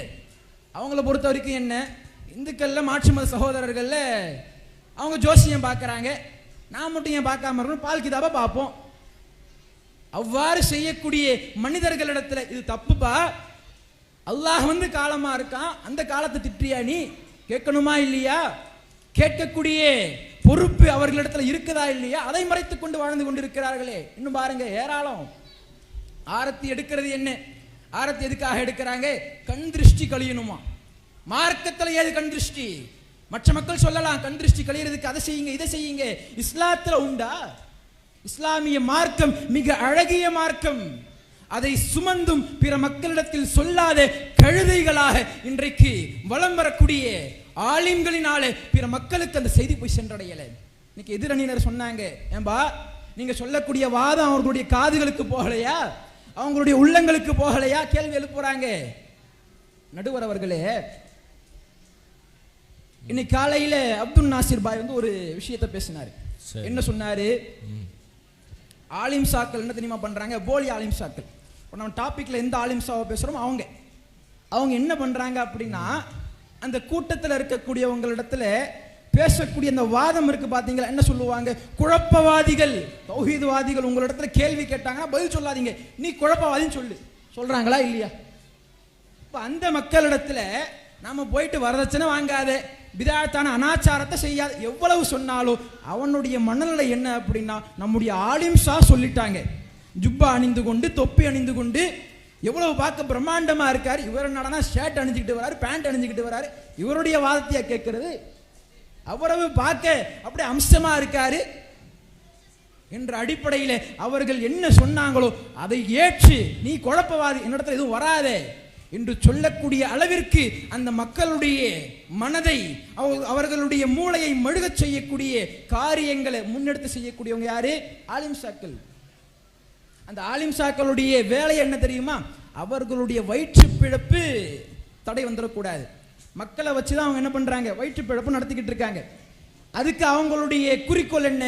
மக்கள் யோசிக்க கூடாது. நாம சொல்லல, ஆலிம்சாக்கள் சொல்றாங்க. எப்படி மற்ற மதத்தவர்கள் குருமார்கள் ஏதாவது சொல்லிட்டாங்கன்னு வைங்களேன், மாற்று கருத்து கேட்கக்கூடாது. அப்படி கேட்கறானா பாவம். அது குருமார்ட்ட போயிட்டு கேள்வி கேட்கிறியா? அதே போன்று அதற்கு சற்றும் பிறழாமல் இஸ்லாமிய மார்க்கத்தில் ஆலிம்சாட்ட கேள்வி கேட்கிறியா? கேட்கக்கூடிய நபர்கள் ஏராளம். இது போன்ற ஒரு தோரணையை ஏற்படுத்தியவர்கள் யார்? இன்னைக்கு பாருங்க, திருமணத்தில் நடைபெறக்கூடிய பிதாத்துக்களை அல்லி பைனஹுமா அப்படின்ற ஒரு துவாவை யார் ஓதுறாரு? ஆலிம்ஷா ஓதுறாரு. எங்கே? திருமண சபையிலே அந்த மேடையிலே மாப்பிள்ளைட்டு அஷ்ஹது அல்லா இலாஹ இல்லல்லாஹ் அப்போதான் என்ன பண்றாரு, முஸ்லிமா இரு அப்படின்னு சொல்லி கற்றுக் கொடுக்குறாரு. அடுத்து ஒரு துவாவை கற்றுக் கொடுப்பாரு பாருங்க, அல்லி பைனஹுமா அப்படின்ற ஒரு துவா. நடுவர் கூட சொன்னார், இப்ராஹிம் அவங்களுடைய தம்பதியினர் போல வாழணும், ஆதம் ஹவாவை போன்று வாழ வேண்டும், அந்த மூசா அவர்களுடைய மனைவியை போன்று வாழ வேண்டும், ஈசா அவர்களுடைய மனைவியை போன்று வாழ வேண்டும். யார் கற்றுக் கொடுத்தா? ரசூலுல்லாஹ் கற்றுக் கொடுத்தாங்களா? ரசூலுல்லாஹ் கற்றுக் கொடுத்த அந்த ஒரு துவாவை தவிர்த்து எல்லா பதுவாக்களையும் செய்யக்கூடிய இடமாக ஆயிடுச்சா இல்லையா? அல்லாஹ்வுடைய தூதர் கற்றுக் கொடுத்தாங்க, பாரக்கல்லாஹு லக்க வ பாரக அலைக வ ஜமஅ பைனகுமா ஃபீ கைர். அழகிய அற்புதமான அர்த்தங்கள் நிறைந்த ஒரு துவா, நமக்கெல்லாம் தெரியும், அது குறித்து விளக்கம் தேவையில்லை. இதை தவிர்த்து எல்லா தேவையில்லாத துவாக்களை எல்லாம் அந்த சபையில் அரங்கேற்றக்கூடிய அநியாயக்காரர்கள் யார்? ஆலிம்சாக்கள் தானே. மக்களுக்கு என்ன தெரியும்? சரி, ஆலிம்ஷா சொல்றாரு, 7 வருடம் படிச்சு சொன்னாரு, அது வேற அரபியில தான் சொல்லுவார், தமிழ்ல சொல்ல மாட்டாரு. தமிழ்ல சொன்னாங்க கேள்வி கேட்டா. இது போன்ற மக்களுடைய பலவீனங்கள் அரபி அவங்களுக்கு தெரியாது. இதை பயன்படுத்தி கொண்டு ஆலிம்ஷாக்கள் செய்யக்கூடிய இந்த கூத்துக்கு அளவே இல்லை. இன்னும் நம்முடைய நடுவர் கூட சொன்னார் ஒரு விஷயத்தை, அதாவது காலையில பயான் செய்யும் போது இன்னைக்கு கொள்கை உறவா குருதி உறவா அப்படின்னு எடுத்து பார்த்துக்கிட்டோம் அப்படின்னா, அந்த குருதி உறவுகளுக்கு நம்ம முக்கியத்துவம் கொடுத்து என்ன பண்றோம், எடுத்து சொல்லி பார்க்கிறோம், சொல்லியும் கேட்கலையா போயிட்டு வந்துருவோம். இதுதானங்க இன்னைக்கு அதிகமான பிதஅத்துக்கள் வளர்வதற்கு காரணம். அதே சமயத்தில் அந்த குருதி உறவு மார்க்கத்திற்காக நான் சொன்ன தாவாவில் நான் உறுதியா இருப்பேன் அப்படின்னு சொல்லி இருந்தா அடுத்த முறை அவன் கூட யோசிப்பான். நீங்களே சொன்னீங்களா நடுவர் அவர்களே, இதே நிலையை ஆலிம் சாக்கள் எடுத்தா, நான் தாவா செய்யறேன், அந்த தாவாவில் நான் உறுதியா இருப்பேன் அப்படின்னு இருந்தா மக்கள் கேட்பாங்க, இல்ல தாவா செஞ்சுட்டு நானே அந்த மேடையில வந்து பயான் செஞ்சா என்ன, எவ்வளவு அறிவுரைகளை சொன்னா என்ன, போயிட்டு அந்த திருமணத்தில் தானே கலந்துட்டு வரீங்க, அப்புறம் எப்படி உங்களுடைய மார்க்க உபதேசங்கள் எடுபடும்? சிந்திச்சு பார்க்கணும். ஆக இந்த அதிகமான பிதஅத்துக்கள் நிறைந்த திருமணங்கள் நடைபெறுவதற்கு பெரிதும் காரணம் மார்க்க அறிஞர்கள் தான் என்பதை ஆணித்தரமாக இந்த சபையிலே வாதமாக முன்வைத்து இந்த உரையை நிறைவு செய்கிறேன். அஸ்ஸலாமு அலைக்கும். சகோதரர் முகமது அவர்கள் ஆலிம்கள் தான் இது போன்ற அனாச்சாரமான நபி வழிக்கு முரணான திருமணங்கள் நடப்பதற்கு பெரிதும் காரணம் அப்படின்ற தன்னுடைய வாதத்தை நிறைவு செஞ்சிருக்கிறாங்க. அதில் அவங்க என்ன காரணங்களை எல்லாம் சொல்கிறாங்க, ஆலிம்கள் தான் காரணம் என்பதற்கு என்ன காரணம் அப்படின்னு சொன்னால், அவங்க தான் வந்து அறிவு படைத்தவர்கள். அல்லாஹ் அவங்கள பற்றி குர்ஆனில் என்ன சொல்கிறான், யார் வந்து சத்தியத்தை தெரிந்தும் அதை மக்களிடத்தில் வந்து நடைமுறைப்படுத்தாமல், தன்னளவிலும் நடைமுறைப்படுத்தாமல் மக்களுக்கும் சொல்லாமல் இருக்கிறாங்களோ அவங்க பொது சுமக்கும் கழுதையை போன்று. அவங்க 7 வருஷம் 10 வருஷம் படித்து என்ன பிரயோஜனம்? மதரசாவில் போய் படித்தது எதுக்கு போய் தியாகம் பண்ணி அத்தனை வருஷம் மதரசாவில் போய் படித்தாங்க? மக்களுக்கு சத்தியத்தை சொல்கிறதுக்காண்டி தானே, தௌஹீதை வெளிப்படையாக சொல்ல வேண்டியதானே. அப்போ இவர்கள் சொல்லி இருந்தால் மக்கள் திருந்தி இருப்பார்கள். சொல்லாத காரணத்தினால தான், உண்மையை மறைத்த காரணத்தினால தான் மக்கள் எல்லாம் இப்படி வழிகேட்டுக்கு போனதுக்கு இவர்கள் தான் பெரும் காரணமாக இருக்கிறார்கள். மறைத்தது தான் அதுக்கு காரணம். அல்லாஹ் அதை எந்த அளவுக்கு சபிக்கிறான், யார் அல்லாஹ்வுடைய இந்த மார்க்கத்தை வந்து மறைப்பார்களோ அவர்களை வந்து அல்லாஹ் சபிக்கிறான், வானவர்கள் சபிக்கிறார்கள் என்று இது ஒரு பெரும் குற்றம். இந்த ஆலிம்கள் இந்த வேலையை செஞ்சுக்கிட்டு இருக்கிறாங்க, மார்க்கத்தை மறைத்து கொண்டிருக்கிறார்கள் அப்படின்றத சொல்றாங்க. அதே மாதிரி ஃபால் கிதாப் என்று சொல்லி ஒன்று நல்ல நேரம் கெட்ட நேரம்னு பார்க்குறாங்களே, இதை மக்களாக பார்க்குறாங்க. கல்யாணம் எப்போ வைக்கலாம் அப்படின்னு என்ன செய்கிறாங்கன்னா சகுனம் பார்க்கிறார்கள். இப்போ மாற்று மதத்தில் போய் பார்க்குறாங்களே, மாப்பிள்ளை பொண்ணுக்கு வந்து ஜாதகம் பார்ப்பாங்க. மாப்பிள்ளை வந்து என்ன அவருடைய ஜாதகத்தை கொடுங்க, பொண்ணுடைய ஜாதகத்தை கொடுங்க, 2 பேர்த்துக்கு செட் ஆகுமா இல்லையா, இவங்க என்ன ராசி, அவர்கள் என்ன ராசி என்று எல்லாத்தையும் பார்த்து அந்த எதிர்காலத்தை கணித்து சொல்லக்கூடிய இந்த திருமணம் விளங்குமா விளங்காதா அதை இவர் சொல்லிடுவாராம். அந்த மாற்று மதத்தில் உள்ள அந்த நபர்கள் சொல்ற மாதிரி இங்கே ஆலிம்ஷா உட்காந்துக்கிட்டு என்ன பண்றாரு, ஃபால் கிதாப் என்று ஒரு அரபியில் ஒரு வாசகத்தை எழுதி வைத்து கொண்டு அந்த புத்தகத்தை வாசித்து இந்த நாளில் கல்யாணத்தை நடத்துங்க, முபாரக்கான வேலைன்னு பத்திரிகை எல்லாம் போடுறாங்கல்ல. அப்போ இந்த வேலை இப்படி இந்த நல்ல நேரம் கெட்ட நேரத்தை எல்லாம் ஆலிம்கள் தானே சொல்றாங்க. மக்களுக்கு அது சம்பந்தமா என்ன அறிவு இருக்கிறது? அப்போ அவர்கள் தான் மக்களை வழிகெடுக்கிறார்கள். அதே மாதிரி கந்திஷ்டி என்று சொல்லி அந்த ஆழத்தை எடுப்பது, இதுவும் ஆலிம்களுடைய பங்களிப்பில் தான் நடத்தப்படுகிறது. அதே மாதிரி அல்லிஃப் பைனகுமா என்று ஓதுறாங்கல்ல பாத்தியா திருமண சபையில், இதுவும் ஆலிம்களுடைய பங்களிப்பில் தானே நடக்குது. இப்படி பல விஷயத்தை அடுக்கடுக்காக அவங்க சொல்லி காட்டியிருக்கிறாங்க. அதே மாதிரி மக்களை தூண்டி விடுவதே ஆலிம்கள் தான். தௌஹீது பிரச்சாரம் பண்ணும்போது இந்த மாதிரியான திருமணங்களுக்கெல்லாம் போகாதீங்க, இதெல்லாம் தவறு, நபி வழிக்கு மாற்றம் என்று சொல்லும்போது இந்த ஆலிம்கள் மக்களை வைத்துக்கொண்டு தங்களை தற்காத்து தப்பித்துக் கொள்கிறார்கள். மக்கள்கிட்ட என்ன மைண்ட் வாஷ் பண்ணுறாங்கன்னா, தௌஹீதுவாதிகள் குழப்பவாதிகள், அவங்க சொல்கிறத கேட்காதீங்க, நாங்கள் சொல்கிறதா சரி என்று தங்களை சார்ந்திருக்கக்கூடிய மக்களை எல்லாம் கட்டுப்படுத்தி அவங்கள தூண்டி விட வைக்கிறாங்க, அடிக்க விடுறாங்க. அவனை போய் அடி, அவன் சொல்கிறதெல்லாம் பொய், அவன் சொல்கிறதெல்லாம் நீ கேட்காத, தௌஹீதுவாதி சொல்கிறதெல்லாம் நீ நம்பாத என்று ஆலிம்கள் தான் அதை என்ன செய்கிறாங்க, தூண்டி விடுகிறார்கள். மக்களை சிந்திக்க விடாமல் அவர்களை கட்டி போட்டு வைத்திருப்பது ஆலிம்கள் தான். அப்போ அவர்கள் தான் இதற்கு காரணமாக இருக்கிறார்கள் என்பதை சகோதரர் முகமது அவர்கள் வாதமாக எடுத்து வச்சிருக்கிறாங்க. தற்போது அதற்கு பதிலாக இயாஸ் அவர்கள் மக்கள் தான் காரணம் என்கிற அடிப்படையில் தங்களுடைய வாதத்தை எடுத்து வைப்பார்கள். அஸ்ஸலாமு அலைக்கும் வரஹ்மத்துல்லாஹி வபரகாத்துஹு. இஸ்லாம் நடுவர் அவர்களே, ஆலிம்கள்லாம் மக்களை தூண்டுறாங்கன்ற மாதிரி ஒரு எதிர்த்தரப்பில் ஒரு வாதத்தை எடுத்து வச்சாங்க. இப்போ ஆலிம்கள் எது செஞ்சாலும் மக்கள் செஞ்சுருவாங்களா? ஆலிம் சார் என்ன சொல்கிறாரு, பெருநாளைக்கெல்லாம் இந்த கடையில் போய் இவ்வளோ ரூபாய்க்கு புடவை எடுக்கக்கூடாதுன்னு சொல்கிறாரு, மக்கள்லாம் கேட்டு எடுக்காமல் இருந்துருவாங்களா? ஒரு புடவை எடுக்க போகிறதுக்காண்டி ஒரு ஜவுளி கடைக்கு மக்கள் போய் ஜவுளி எடுக்க போனால் கூட என்ன செய்கிறாங்க, இந்த புடவை நல்லா இருக்குமா, எத்தனை வருஷம் உழைக்கும், 2000 ரூபா செலவு பண்ணி இந்த புடவை எடுக்கிறோம், 1000 ரூபா செலவு பண்ணி இந்த புடவை எடுக்கிறோன்னா அதுக்கான ஒர்த்து இருக்கா என்று சொல்லி மக்கள் தோண்டி தோண்டி பார்த்து எடுக்கிறீங்கள. அப்போ அல்லாஹ் ரப்புல் ஆலமீன் பகுத்தறிவு கொடுத்து நம்மளை படைச்சிருக்கான்னா பகுத்தறிவு கொண்டு நீங்கள் சிந்திக்காமல் எங்கே போச்சு? மக்கள் தானே சிந்திக்காமல் போகிறாங்க. அப்போ ஒவ்வொரு விஷயத்துலையும் சமையலுக்கு ஒரு கத்திரிக்காய் வாங்க போய் இடத்துல கூட மக்கள் நல்ல கத்திரிக்காய் வாங்கணும், இந்த கடையில் இந்த ரூபாய் விற்கிதா, இந்த கடையில் 5 ரூபா கம்மியாக விற்கும் என்று சொல்லி பார்த்து பார்த்து என்ன செய்கிறாங்க மக்கள். உலக விஷயங்களில் இப்படி சென்று கொண்டிருக்கக்கூடிய மக்கள் உலக விஷயங்கள்னு வரக்கூடிய விஷயங்கள் என்ன செஞ்சிடறாங்க, இப்படி ஆலிம்சாக்கள் யாராவது சொன்னால் நடைமுறைப்படுத்திடும்னு சொல்லிட்டு போவாங்களா மக்கள்? மக்கள் போய் கொண்டிருப்பது இது போன்ற அனாச்சாரங்களான திருமணத்திலெல்லாம் பங்கெடுப்பதும் அனாச்சாரமான திருமணம் அதிகமாக நடப்பதற்கான காரணம் அதிகமாக மக்களுக்கு தான் பங்கு இருக்குது. சகோதரர் சொன்ன மாதிரி, எதிரணியில் சொன்ன மாதிரி பால் கித்தாபு போன்ற விஷயங்கள்லாம் ஓரளவுக்கு ஆலிம்சாக்களுக்கும் பங்கு இருக்கலாம். ஆனால் அதிகப்படியான பங்கு யாருக்கு இருக்கு என்று சொன்னால் இது போன்ற அனாச்சாரமான திருமணங்களுக்கெல்லாம் நடத்துவதற்கான அதிக காரணத்திலும் அதிக பங்கும் யாருக்கு இருக்குன்னு சொன்னால் மக்களுக்கு தான் இருக்குது. அதுதான் திரும்ப திரும்ப சொல்கிறோம். ஆலிம்சாக்களுக்கெல்லாம் எந்த பங்கு இல்லைன்றதெல்லாம் நம்ம சொல்லலை.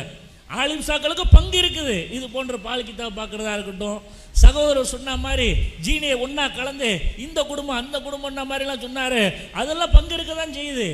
ஆனாலும் பெரிதாக காரணமாக இருக்கிறதும் பெரிதாக காரணத்திற்கான பங்கு வைக்கக்கூடிய விஷயமும் மக்களுக்கு தான் அதிக பங்கு இருக்குன்ற வாதத்தை தான் வைக்கிறதுக்கு தான் எங்களுடைய தரப்புடைய வாதத்தை நாங்கள் வச்சுக்கிட்டே இருக்கிறோம். அதே மாதிரி பார்த்தீங்கன்னா இன்றைக்கி அழகாக இஸ்லாம் நமக்கு வழிகாட்டுதுங்க.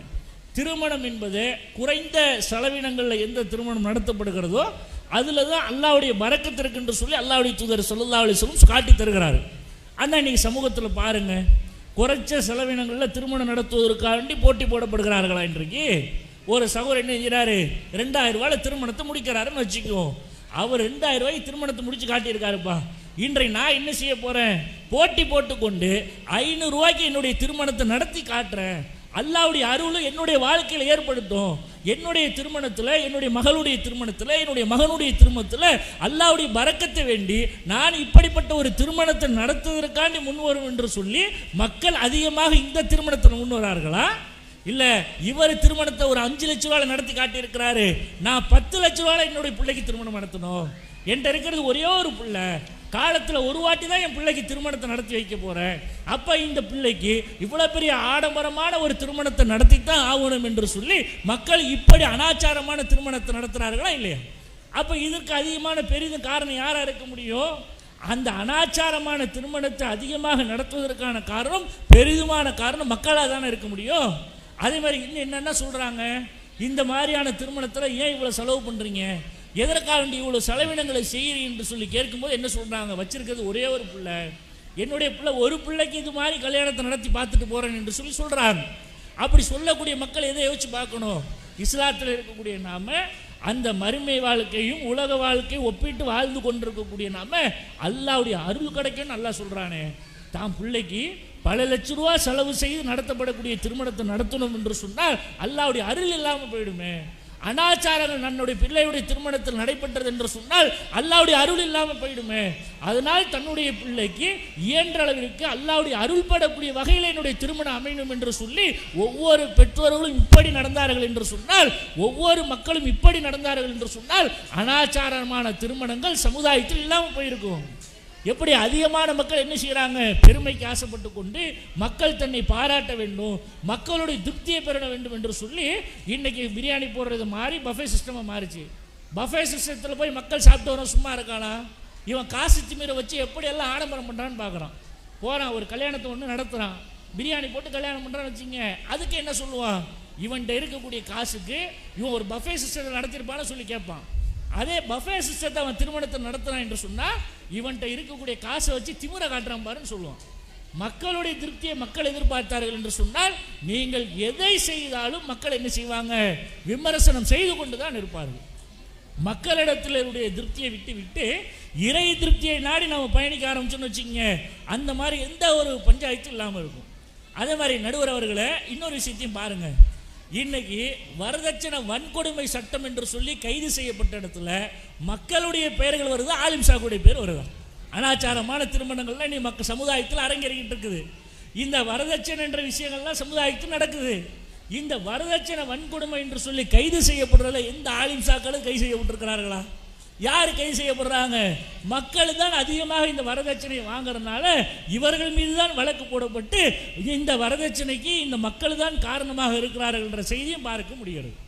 அதே மாதிரி பார்த்தீங்கன்னா இன்றைக்கு நம்மளுடைய நடைமுறை சார்ந்திருக்கக்கூடிய விஷயங்களில் கூட பாருங்க, எத்தனையோ விஷயங்கள்ல இன்னைக்கு என்ன செய்கிறோம், இன்றைக்கு திருமணம் குறித்த பிரச்சாரங்களாக இருந்தாலும் எந்த விஷயத்தை இன்னைக்கு மக்களிடத்தில் நாம் பிரச்சாரத்தில் நாம் எடுத்துக்கொண்டிருந்தாலும் மக்களிடத்தில் நன்மையை ஏவி தீமையை தடுக்கக்கூடிய வகையில் பல்வேறு பிரச்சாரங்கள் நாம் செய்து கொண்டிருக்கிறோம். இன்றைக்கு ஒவ்வொரு மக்களும் இந்த ஏகத்துவ கொள்கையை நடைமுறைப்படுத்தக்கூடிய எல்லா மக்களும் நாங்கள் நபி வழி மறுத்த திருமணத்திலே பங்கெடுக்க மாட்டோம் என்று சொல்லி எல்லாரும் ஒட்டுமொத்தமாக முடிவெடுத்து நம்ம ஊரில் இருக்கக்கூடிய மக்கள் ஒட்டுமொத்தமாக முடிவெடுத்து விட்டோம் என்று சொன்னால் எங்கேயாவது அனாச்சார திருமணம் நடக்குமா?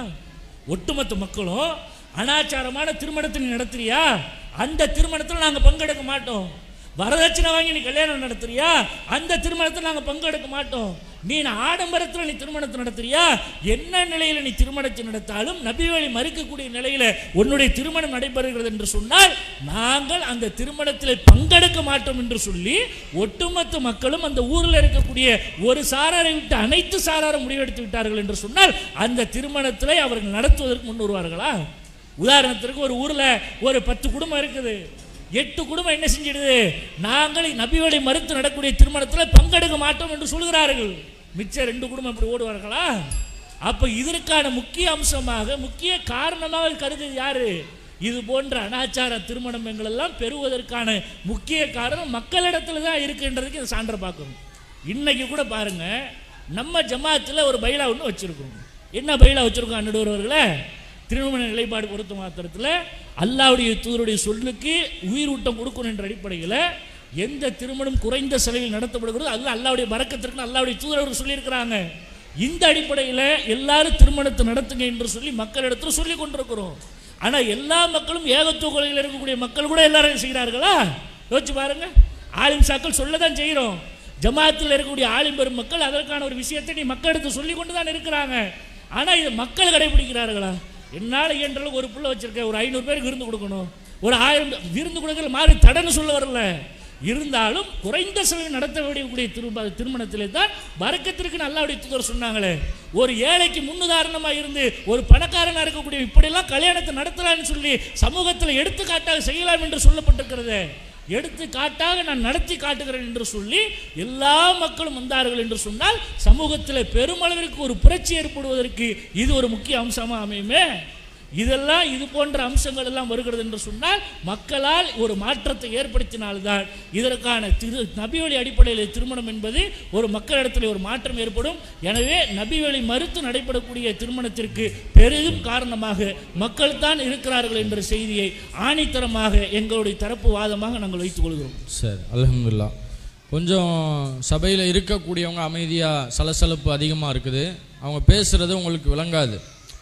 கொஞ்சம் வாதத்தை, அவங்க வைக்கக்கூடிய வாதத்தை கூர்மையாக கவனிச்சிங்கன்னா தான் ரெண்டு தரப்பும் என்ன சொல்கிறாங்க அப்படின்றத கவனிக்க முடியும். கொஞ்சம் குழந்தைகளையும் அமைதிப்படுத்திக்கங்க, நீங்களும் கொஞ்சம் அமைதியாக இருந்து வாதத்தை எப்படி வாதம் வைக்கிறாங்க அப்படின்றத நீங்கள் கேட்டு இன்ஷா அல்லாஹ் பயன்பெறுங்க. சகோதரர் இயாஸ் அவர்கள், அவங்களுக்கு இது இறுதி வாய்ப்பு, அந்த வாய்ப்பை பயன்படுத்திட்டாங்க. அடுத்தது இலியாஸ் அவர்களுடைய அந்த வாய்ப்பு வருகிறது, இதுவும் அவங்களுக்கு உண்டான இறுதி வாய்ப்பு. இப்போ இந்த இறுதி வாய்ப்பை சரியான முறையில் பயன்படுத்தி என்ன செஞ்சுருக்கிறாங்கன்னா, சகோதரர் இயாஸ் அவர்கள் அவங்களுடைய தரப்பிலிருந்து மக்கள் தான் காரணம், பெரிதும் இந்த மாதிரியான திருமணங்கள், அனாச்சாரமான திருமணம், நபி வழி மறக்கடிக்கப்பட்டு நடத்தப்படுகிற இந்த திருமணத்திற்கு மக்கள் தான் காரணம், ஆலிம்கள் அதுக்கு பெரிதும் காரணம் கிடையாது. ஏன் மக்கள் அதுக்கு காரணமாக இருக்கிறாங்க அப்படின்னு சொன்னால், ஆலிம்கள் சொல்லக்கூடிய அனைத்தையுமே மக்கள் கேட்கறது கிடையாது, எல்லாத்தையும் கேட்டுறாங்களா? ஒரு துணி கடைக்கு போய் இந்த இப்படி தான் நீங்கள் எடுக்கணும் அப்படின்னு சொன்னால் கேட்டுருவாங்களா? அவங்க இஷ்டத்துக்கு தானே செய்கிறாங்க. இப்போ அந்த இடத்துலலாம் ஆலிம்களை பின்பற்றுறது இல்லைல்ல, சுயமாக நீங்கள் முடிவெடுக்கிறீங்கள. அப்போ திருமணத்தில் மட்டும் நீங்கள் ஆலிம்சா சொல்கிறத அப்படியே கேட்டுருவீங்களோ? நீங்களா தானே எல்லாத்தையும் செய்கிறீங்க என்று மக்கள் தான் அதை முடிவெடுக்கிறாங்க, மக்கள் தான் அதை யோசிக்கிறார்கள், சிந்திக்கிறார்கள், காரணம் மக்கள் தான் அப்படின்றத சொல்கிறாங்க. அதே மாதிரி அல்லாஹ்வுடைய பரக்கத்தை மக்கள் எதிர்பார்ப்பது கிடையாது. திருமணத்தில் மக்கள் என்ன பண்ணுறாங்க அப்படின்னு சொன்னால், மனிதர்களுடைய திருப்தியை தான் எதிர்பார்க்குறாங்க. நம்ம திருமணத்தை ரொம்ப கிராண்டாக நடத்தணும், இதுவரைக்கும் யாருமே நடத்தாத அளவுக்கு நடத்தணும், ஊரில் உள்ள எல்லாத்தையும் நம்ம திருமணத்துக்கு என்ன செய்யணும், கூப்பிடணும். அப்படி இருந்தால் தான் நம்முடைய திருமணம் நல்ல ஃப்ளாஷ் ஆகும், பிரபல்யமாகும், இன்னாருடைய திருமணமா இப்படின்னு பேசுவார்கள் என்று மக்களுடைய திருப்பொருத்தத்தை அதை நாடி என்ன செய்யறாங்கன்னா திருமணத்தை அமைக்கிற காரணத்தினால தான் மக்கள் தான் இப்படி நபி வழிக்கு மாற்றமாக நடக்கிறாங்க. ஆலிம்கள் இப்படி என்ன செய்யறது இல்லை, இத்தனை மக்களை கூப்பிடுங்கன்னு ஆலிம்ஷா சொன்னாரா? இவ்வளோ அண்டால பிரியாணி ஆக்குங்க என்று ஆலிம்ஷா உங்களுக்கு லிஸ்ட் போட்டாரா? நீங்கள் தானே எல்லாத்தையும் முடிவு பண்ணுறீங்க. அப்போ மக்கள் தான் இதற்கு காரணமாக இருக்கிறீர்கள் என்பதை சொல்கிறாங்க. அதே மாதிரி வன்கொடுமை, இந்த தடுப்பு சட்டம் இருக்குல்ல, இந்த மாதிரியான வரதட்சணை திருமணங்கள், இதன் மூலியமாக வரக்கூடிய கேஸ்கள் எல்லாம் ஆலிம்ஷாவா உள்ளே போய் சிக்கிறாரு. ஜெயிலுக்குள்ளே சிக்கி இருக்கிறதெல்லாம் யார்? மக்கள் தானே. மக்கள் தானே பெண் சிசுவை கொலை பண்ணிட்டு உள்ளே போய் ஜெயிலில் இருக்கிறான். வரதட்சணை திருமணத்தில் வரதட்சணையை கொடுக்க முடியாமல் தூக்கு மாட்டிட்டு இறந்து போகிறான். இப்படி நிறைய சமூக தீமைகளுக்கு மக்கள் தான் காரணம். ஆலிம்ஷாக்கள் யாராவது ஜெயிலில் இருக்கிறாங்களா? அப்போ அந்த தடுப்பு சட்டத்தில் எல்லாம் பிடிக்கப்படுறது பூரா மக்களை தான் பிடிக்கிறாங்க என்பதையும் ஒரு வாதமாக வைத்திருக்கிறார்கள். அதே மாதிரி மக்கள் இதில் ஒரு முடிவெடுக்கணும், மக்களாக என்ன செய்யணும், ஒரு புரட்சி ஏற்படுத்தணும். ஆலிம்கள் ஒரு பக்கம் சத்தியத்தை சொல்வதை மறைத்தாலும் மக்களுக்கு ஓரளவு சத்தியம் எதுன்னு விளங்கிருச்சு. தௌஹீது பிரச்சாரத்தின் மூலியமாக திருமணத்தை எப்படி நடத்தணும், அதனுடைய நபி வழியினுடைய முறை என்ன, எல்லாத்தையும் இது போன்ற பிரச்சாரங்களில் சொல்லத்தான் செய்கிறோம், ஆலிம்கள் சொல்கிறோம். மக்கள் அதை சிந்திக்காமல் இன்றைக்கும் விடாப்புடியாக என்ன பண்ணுறாங்கன்னா, தங்களுடைய பெருமைக்காக பகட்டுக்காக நபி வழி திருமணத்தை புறக்கணித்து ஊர் பேசணும், உலகம் பேச வேண்டும் என்பதற்காக செய்கிறாங்க. மக்கள் அனைவரும் சேர்ந்து ஒரு முடிவெடுத்து ஒரு புரட்சியை செய்தார்கள் என்றால் இது போன்ற நபி வழிக்கு மாற்றமான திருமணங்களை எல்லாம் அடியோடு ஒழிக்க முடியும் அப்படின்ற ஒரு வழிமுறையை அவங்க என்ன செஞ்சிருக்கிறாங்க, தங்களுடைய வாதமாக, இறுதி வாதமாக வைத்திருக்கிறார்கள். தற்போது அதற்கு பதிலளிக்கும் விதமாக சகோதரர் இலியாஸ் எம்ஏசி அவர்கள் தங்களுடைய தரப்பிலிருந்து இறுதி வாதத்தை வைப்பார்கள். அஸ்ஸலாமு அலைக்கும் வரஹ்மத்துல்லாஹி வபரகாத்துஹு. அன்பார்ந்த சகோதர சகோதரிகளே, நபி வழி மறந்த திருமணங்களுக்கு பெரிதும் காரணம் ஆலிம்கள் தான் என்கிற வாதத்தை ஆணித்தரமாக எடுத்து வைத்து வருகிறோம். அந்த வரிசையில் ஆலிம்கள்லாம் கிடையாது பாவா, அவங்க பாவம், அவங்க ஒன்றும் தெரியாதவங்க, அவங்க பாவம், மக்கள் தான் எல்லாம் தெரிஞ்சுக்கணும், அவங்களுக்கு தானே அறிவு இருக்குது, ஆலிம் எதுக்கு, அவன் பாவம், அவர் பாட்டு ஜுப்பா போட்டு தொப்பி போட்டு அல்லா அல்லான்னு கிடக்கிறாரு, அவரை போய் நீங்கள் சீன்றீங்களே அப்படிங்கிற மாதிரி நிறைய வாதங்களை எடுத்து வைத்தார்கள். அதில் மிக முக்கியமாக அவங்க எடுத்து வைத்த வாதம் அப்படிங்கிறது, வரதட்சணை வாங்கப்படுவது அப்படிங்கிறது சம்பந்தப்பட்ட வீட்டாருக்கு தானங்க தெரியும், ஆலிமுக்கு என்னங்க தெரியும், அவர் பாட்டு பாவம் வந்துட்டு நிக்கா நினைத்து வச்சுட்டு போயிடுறாரு அப்படிங்கிற மாதிரி சொன்னாங்க. நீங்கள் கூட பார்க்கலாம், இன்றைக்கும் நம்முடைய ஜமாத் சார்பாக திருமணங்கள் நடத்தப்பட்டால் அதில் ஒரு விஷயத்தை மாப்பிள்ளை இடத்துல பெண் வீட்டார் இடத்துல உறுதிமொழியாக வாங்குவாங்க, சத்தியத்தை வாங்குவாங்க. அல்லாஹ் மீது ஆணையிட்டு வரதட்சணை ஏதும் வாங்கவில்லை என்று சத்தியம் செய்யுங்கன்னு மாப்பிள்ளைகிட்ட சொல்லுவாங்க. மாப்பிள்ளை பெண் வீட்டார் இடத்துல கேட்பாங்க, நாங்கள் கொடுக்கல, சத்தியம் பண்ணுங்க, இவ்வளவுதான் நம்ம பொறுப்பு. ஆளுங்கள் இதைத்தான் செய்ய முடியும், அது தாண்டி செய்ய முடியாது. இதை நாம் செய்து விட்டோம் என்றால் நிச்சயமாக அல்லாஹ் நாளை மறுமையில் நம்மள்ட்ட கேள்வி கேட்க மாட்டான். ஏன்னா இன்னொரு வார்த்தையும் சொன்னாங்க, வரதட்சணை வாங்குறது போலீஸ் ஸ்டேஷனில் வன்கொடுமை சட்டத்தில் யாரை பிடிக்கிறான், ஆலிம் ஷாவை பிடிக்கிறாங்க, அது சம்பந்தப்பட்ட வீட்டாரை தானே பிடிக்கிறாங்க அப்படின்னு சொல்றாங்க. இங்க சம்பந்தப்பட்ட வீட்டாரை தான் பிடிப்பாங்க. அல்லாஹ் யாரை பிடிப்பான்? அல்லாஹ் யாரை பிடிப்பான் நாளை மறுமையில்? அல்லாஹ் பிடிப்பானா இல்லையா? நடுவர் அவர்களே, ஆலிம் ஷா பாவம், அவருக்கு ஒன்றும் தெரியாது, விட்டுருங்க பாவா அப்படின்னு நல்லா விட்டுருவானா? சொல்லுங்க, தீர்ப்பை சொல்லிடுவோம். தீர்ப்பை சொல்ல மாட்டாரு அவரு. சரி, ஓகே, சொன்னா தீர்ப்பாயிரும் அப்படிங்கிறதுக்காக வேண்டி நடுவர் அவர்கள் நீங்களே சொல்லுங்க அப்படிங்கிறாரு. அதாவது நாளை மறுமையில் அல்லாஹ் ரப்பல் ஆலமீன் இதை பற்றி விசாரிப்பானே, சம்பந்தப்பட்ட வீட்டா இதெல்லாம் செஞ்சிருக்கிறாங்களா இல்லையா, நீ தெளிவுபட்டிருக்கணுமா இல்லையா, மார்க்கம் சொன்ன அடிப்படையில் நீ அந்த திருமணத்தை நடத்திருக்க வேண்டுமா இல்லையா, செய்யாதது உன் குற்றம் அப்படின்னு அல்லாஹ் கேட்பானே. உன்னால் தான் இது நிகழ்ந்தது என்று அல்லாஹ் நாளை மறுமையில பிடிப்பானே. அப்படிப்பட்ட நிலையில் நாம் என்ன பதில் சொல்ல போறோம்? அந்த நேரத்தில் மக்கள் தான் அப்படிங்கிற மாதிரி இருப்போமா? செய்யப்பட்ட தவறுக்கு ஆலிம் ஷாவும் நாளை மறுமையில தண்டனை அனுபவிப்பாரா என்பதை நாம விளங்கினாலே பெரிதும் காரணம் யார் என்பதை நாம புரிந்து கொள்ள முடியும். இன்னொன்னு சொன்னாங்க, துணி கடைக்கு போனா மக்களுக்கு என்னங்க தெரியும், மக்கள் பாவம் அப்படின்னு நம்ம சொன்னோம்னா, துணி கடைக்கு போனா தெரியுது இல்ல, துணி கடை ஆலிம் ஷா பெருநாக துணி வாங்காதீங்க, 2000 துணி வாங்க அப்படின்னு நம்ம சொன்னா அவர் வாங்காம விட்டுருவாங்களா? அதை சிந்தித்து அறிவெடுக்கிறாங்க, முடிவெடுக்கிறாங்களா இல்லையா அப்படின்னு உலக ரீதியான விஷயங்களை அது சேர்க்கிறாங்க. மார்க்கம் பற்றி ஆலிம் ஷாவுக்கு தான் தெரியும் மக்கள் நம்புறாங்க. அதை தவிர வேறு எதுவும் நமக்கு தெரியாது, நம்ம அந்த அளவுக்கு படிக்கல, அரபி நமக்கு தெரியாது, ரசூலுல்லாஹ்வுடைய ஹதீஸ்களை எடுத்து படிக்க முடியாது, நம்ம அந்த அளவுக்கு நமக்கு நாலேஜ் இல்லை, ஆலிம் ஷா சொன்னா கரெக்டா இருக்கும் நம்புறாங்க. இன்னைக்கு பார்க்கிறோமா இல்லையா, கருகமணி வாங்குறாங்க, திருமணத்துல கருகமணி கட்டுறாங்க.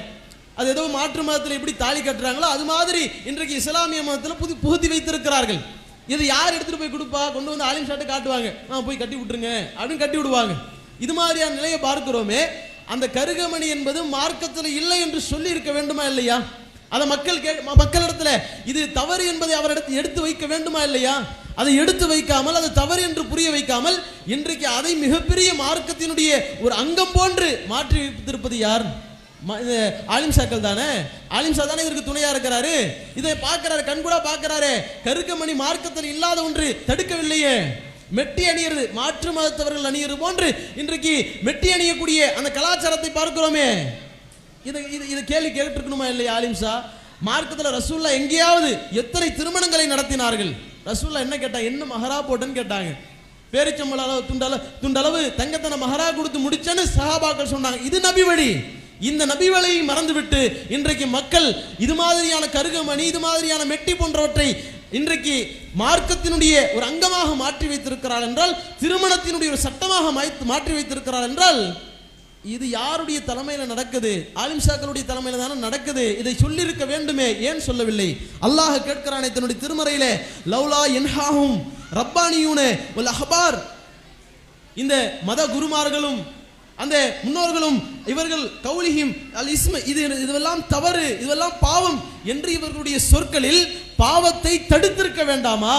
மதம் உருமார்கள் சொல்லியிருக்க வேண்டாம், ஆலிம்கள் சொல்லியிருக்க வேண்டாமா என்று அல்லாஹ் ரப்புல் ஆலமீன் கேட்கிறானே. இதுக்கு என்ன பதில் சொல்ல போறோம்? மக்கள் தான் அப்படின்னு சொல்ல போறோமா? அல்லது ஆலிம்களைத்தான் அல்லாஹ் குற்றம் சாட்டி ஏன் கேட்கிறான்? அல்லாஹ் கேட்கிறானே, அல்லாஹ்வுடைய சொல் இல்லைன்னு சொல்ல போறோமா? யோசித்து பாருங்கள். எந்த அளவுக்கு அல்லாஹ் அழுத்தமாக சொல்கிறான். மக்கள் சிந்திக்க வேண்டும், மக்கள் திருந்த வேண்டும். அதே நேரத்தில் ஆலிம்கள் அதை வழிநடத்த வேண்டிய முன்னோடிகளாக இருக்க வேண்டிய ஒரு பொறுப்பு இருக்கிறது. அதை அவர்கள் சரியாக செய்ய வேண்டும். அதை செய்யாதனுடைய விளைவுதான் அது தவறு என்று உணராமல் மக்கள் சென்று கொண்டிருக்கிறார்கள் என்பதை நாம் ஒவ்வொருவரும் புரிந்து கொள்ள வேண்டும். இன்னும் எந்த அளவுக்கு என்றால், இன்றைக்கு பார்க்கிறோம் பெரிய நிறைய ஊர்களில் ஒரு பள்ளிவாசலுக்கு போனீங்கன்னா மதுஹப், இது இந்த மதுஹப் ஷாஃபி மதுஹப் பள்ளிவாசல், இது ஹனஃபி மதுஹப் பள்ளிவாசல்னு போட்டிருப்பாங்க. போர்டு போட்டு விரல் அசைக்கக்கூடியவளாக இருந்தால் இங்கே உள்ள வரக்கூடாது, நெஞ்சு மேலே கை கட்டுற, நபி வழி எல்லாமே இருக்கக்கூடாதுன்ற மாதிரி போர்டு போட்டிருப்பாங்க. அதே போர்டு போட்ட நிர்வாகம், இமாம்கள், ஆலிம்கள் ஏன் இந்த பள்ளிவாசல்ல, சில பள்ளிவாசல்கள் இன்றைக்கு அறிவிப்பு வந்துகிட்டு இருக்குது, அல்லாஹுடைய மிகப்பெரிய அருளால் இன்றைக்கு தௌஹீது பிரச்சாரங்கள் சென்றதனுடைய விளைவாக பெரும்பாலான சில சுன்னத் ஜமாத் பள்ளிவாசல்களில் கூட ஆடம்ப திருமணம், வரதட்சணை திருமணம்க்கு இந்த நிர்வாகம் அனுமதி கொடுக்காது என்று இன்றைக்கு போடுகிறார்கள். அல்ஹம்துலில்லாஹ். ஆனால் இன்றைக்கு ஓரிரு பள்ளிகளில் இருக்கக்கூடிய இந்த அறிவிப்பு எப்படி இந்த பள்ளிவாசலில் நபி வழியின் அடிப்படையில் தொழுகக்கூடியவர்கள் வரக்கூடாது என்று போர்டு வச்சாங்களோ அது மாதிரி இந்த திருமணங்கள் எல்லாம் நடந்தால், அனாச்சாரங்கள் நடந்தால் நாங்கள் நபி வழியின் அடிப்படையில் மட்டும்தான் நடத்துவோம், இது அல்லாது நடத்த மாட்டோம் என்ற போர்டை ஏன் வைக்கல? ரசூலுல்லாஹ் தடுத்த வழிமுறைக்கு மாற்றமாக நாங்கள் செய்ய மாட்டோம் ஏன் வைக்கல? இந்த சொன்னாங்க, புதுக்கோட்டையில் நடந்த சம்பவத்தை சொன்னாங்க. அந்த புதுக்கோட்டையில் பள்ளிவாசல் மூடினாங்க, இந்த மாதிரியான திருமணத்திற்கு நாங்கள் வழி கொடுக்க மாட்டோம் என்று சொன்னார்கள். அதே மாதிரி எல்லா ஊர்களிலும் எல்லா ஆலிம்சாவும் முடிவெடுத்தா இது மாதிரியான நிகழ்வு நடக்குமா? மக்கள் தானா முடிவெடுக்கணும், நல்லது, வரவேற்கத்தக்க சொன்ன விஷயம் தப்பு இல்லை. ஆனால் அதை முன்னிறுத்தி மார்க்கம் இதுதான், அல்லாஹ் சொன்னது இது, அல்லாஹ்வுடைய தூதர் சொன்னது இது என்று ஆலிம்சாக்கள் முன்மொழிந்திருந்தார்கள் என்றால், தவறுகளை தட்டி கேட்டிருந்தார்கள் என்றால் இந்த மாதிரியான அனாச்சாரங்கள் வெகுவாக குறைந்திருக்குமா இல்லையா? மக்களிடத்தில் இது மாதிரியான தவறுகள் குறைந்திருக்க ஒரு வாய்ப்பு இருக்கதா இல்லையா? இப்படி எதுவுமே சொல்லாதனாலதான் மக்களும் வழிகட்டு போறாங்க, நரகத்திற்குள்ளாக மாறிக்கிட்டு இருக்கிறாங்க. அதே மாதிரி ஆலிம்சாக்கள் மாறுவாங்க, எல்லாம் நரகத்தில் ஒன்னா கிடப்பாங்க. அல்லாஹ் தன்னுடைய திருமறையில் சொல்லி காட்டுகிறான், யௌம துகல்லபு வுஜூஹுஹும் ஃபின்னார், நாளை மறுமையில் சில முகங்கள் நரகத்தில் போட்டு புரட்டப்படும். அப்படி போட்டு புரட்டப்படக்கூடிய நேரத்தில் அந்த முகங்களை புரட்டப்படுகிற அந்த வேதனையை அனுபவிக்கிற அந்த மக்கள் சொல்லுவார்கள், யகூலூன யா லைத்தனா அத்தாலல்லாஹு வ அத்தால ரசூலா, நாங்கள் இந்த அல்லாஹ்வுக்கும் அல்லாஹ்வுடைய தூதருக்கும் கட்டுப்பட்டிருக்க கூடாதா? நாங்கள் அல்லாஹ்வுக்கு கட்டுப்படவில்லையே, அல்லாஹ்வுடைய தூதருக்கு கட்டுப்படவில்லையே, மாறாக நாங்கள் காலூ ரப்பனா இன்னா அத்தானா சாதத்னா வ குபரானா, நாங்கள் பெரியவர்களுக்கும் மூதாதையர்களுக்கும் இமாம்களுக்கும் கட்டுப்பட்டோமே, இமாம்கள் சொன்ன அடிப்படையில் அவர்கள் சொன்னா சரியாதா இருக்கும், ஜமாத்தார்கள் சொன்னா சரியாதா இருக்கும் என்று நாங்கள் அவர்கள் சொல்லக்கூடிய வார்த்தையை கேட்டு இந்த மாதிரி நரகத்தில் வந்து மாட்டிக்கொண்டிருக்கிறோமே என்று சொல்லி அவர்கள் சொல்லுவாங்க, பலல்லுன சபீலா, எங்களை பாதையால் வழிகெடுத்து பாவிகளாக்கி விட்டார்களே, நரகத்திற்குள் ஆக்கி விட்டார்கள் என்று சொல்லி புலம்புவார்கள். தொடர்ந்து சொல்லுவார்கள், அந்த மக்கள் யாரெல்லாம் வழிகெடுத்தார்களோ அந்த ஆலிம்களை சொல்லாம விட்டுட்டாங்களே படுபாவிகளா என்று அந்த நேரத்தில் அவங்க சொல்லுவாங்க, ரப்பனா இறைவா ஆத்திஹிம் லிஅஃபைனி மினல் அதாப், இவர்களுக்கு வேதனையில் 2 மடங்கு தா, வ அல்ஹனஹும் லானன் கஸீரா, இவர்களை அதிகமாக சபித்து நாசமாக்கு ரப்பே. சொல்லாம மறைச்சிட்டாங்க, மார்க்கத்தை தெளிவா எடுத்து சொல்லல என்று சொல்லி மறுமையில் நரகத்தில் அந்த மக்கள் புலம்புவார்கள், நாங்க வழிகட்டதுக்கு பெரிதும் காரணம் இந்த இமாம்கள் தான், பெரியவர்கள் தான், மூதாதையர்கள் தான் என்று அவங்க புலம்புவாங்க. நடுவர் அவர்கள் இதையெல்லாம் கருத்தில் கொண்டு எங்களுக்கு சாதகமாக தீர்ப்பை வழங்குமாறு கேட்டுக்கொண்டு இந்த உரையினை நிறைவு செய்கிறோம். அஸ்ஸலாமு அலைக்கும் வரஹ்மத்துல்லாஹி வபரகாத்துஹு. வலைக்கும் ஸலாம். சகோதரர் இலியாஸ் அவர்கள் ஆலிம்கள் தான் காரணம், பெரிதும் காரணம் என்கிற அவங்களுடைய தரப்பு வாதத்தை இறுதி வாதமாக வச்சிருக்கிறாங்க. அதில் அவங்க சில கருத்துக்களை எல்லாம் பதிய வச்சிருக்கிறாங்க. அதாவது வன்கொடுமை தடுப்பு சட்டத்தில் உலகத்தில் துன்யாவில் ஜெயிலில் கிடக்கிறது மக்கள் தான். அல்லாஹ்வுடைய நீதிமன்றத்தில் வந்து ஜெயிலில் யார் கிடப்பா? ஆலிம்சா தானே இருப்பார், அவர் தானே அங்கே போய் மாட்டுவார், அவர் தானே மக்களை வழிகெடுத்தார். அப்போ இவர் தான் காரணம், ஆலிம்கள் தான் காரணம். உலகத்தில் வேணால் அவங்க தப்பிச்சுக்கிறலாம், மறுமையில் அல்லாஹ்விடத்தில் அவங்க தானே மாட்டுவாங்க என்று ஆலிம்சாக்கள் தான் அதற்கு காரணம் என்பதை சொல்கிறாங்க. அதே மாதிரி மக்கள் வந்து ஆலிம்களை நம்புகிறாங்க. அவங்க எதை சொன்னாலும், ஆலிம்சாக்கள் எதை சொன்னாலும் அது சரியாக தான் இருக்கும். ஆலிம்சா பொய் பேச மாட்டார், இந்த வெள்ளையாக இருந்தால் பொய் பேச மாட்டாங்கன்னு சொல்லுவாங்களே, அந்த மாதிரி ஆலிம்சாவாக இருந்தால் பொய் பேச மாட்டாங்க. அந்த மாதிரி மக்கள் வந்து அவ்வளவு நம்பிக்கை வைக்கிறாங்க ஆலிம்கள் மேலே.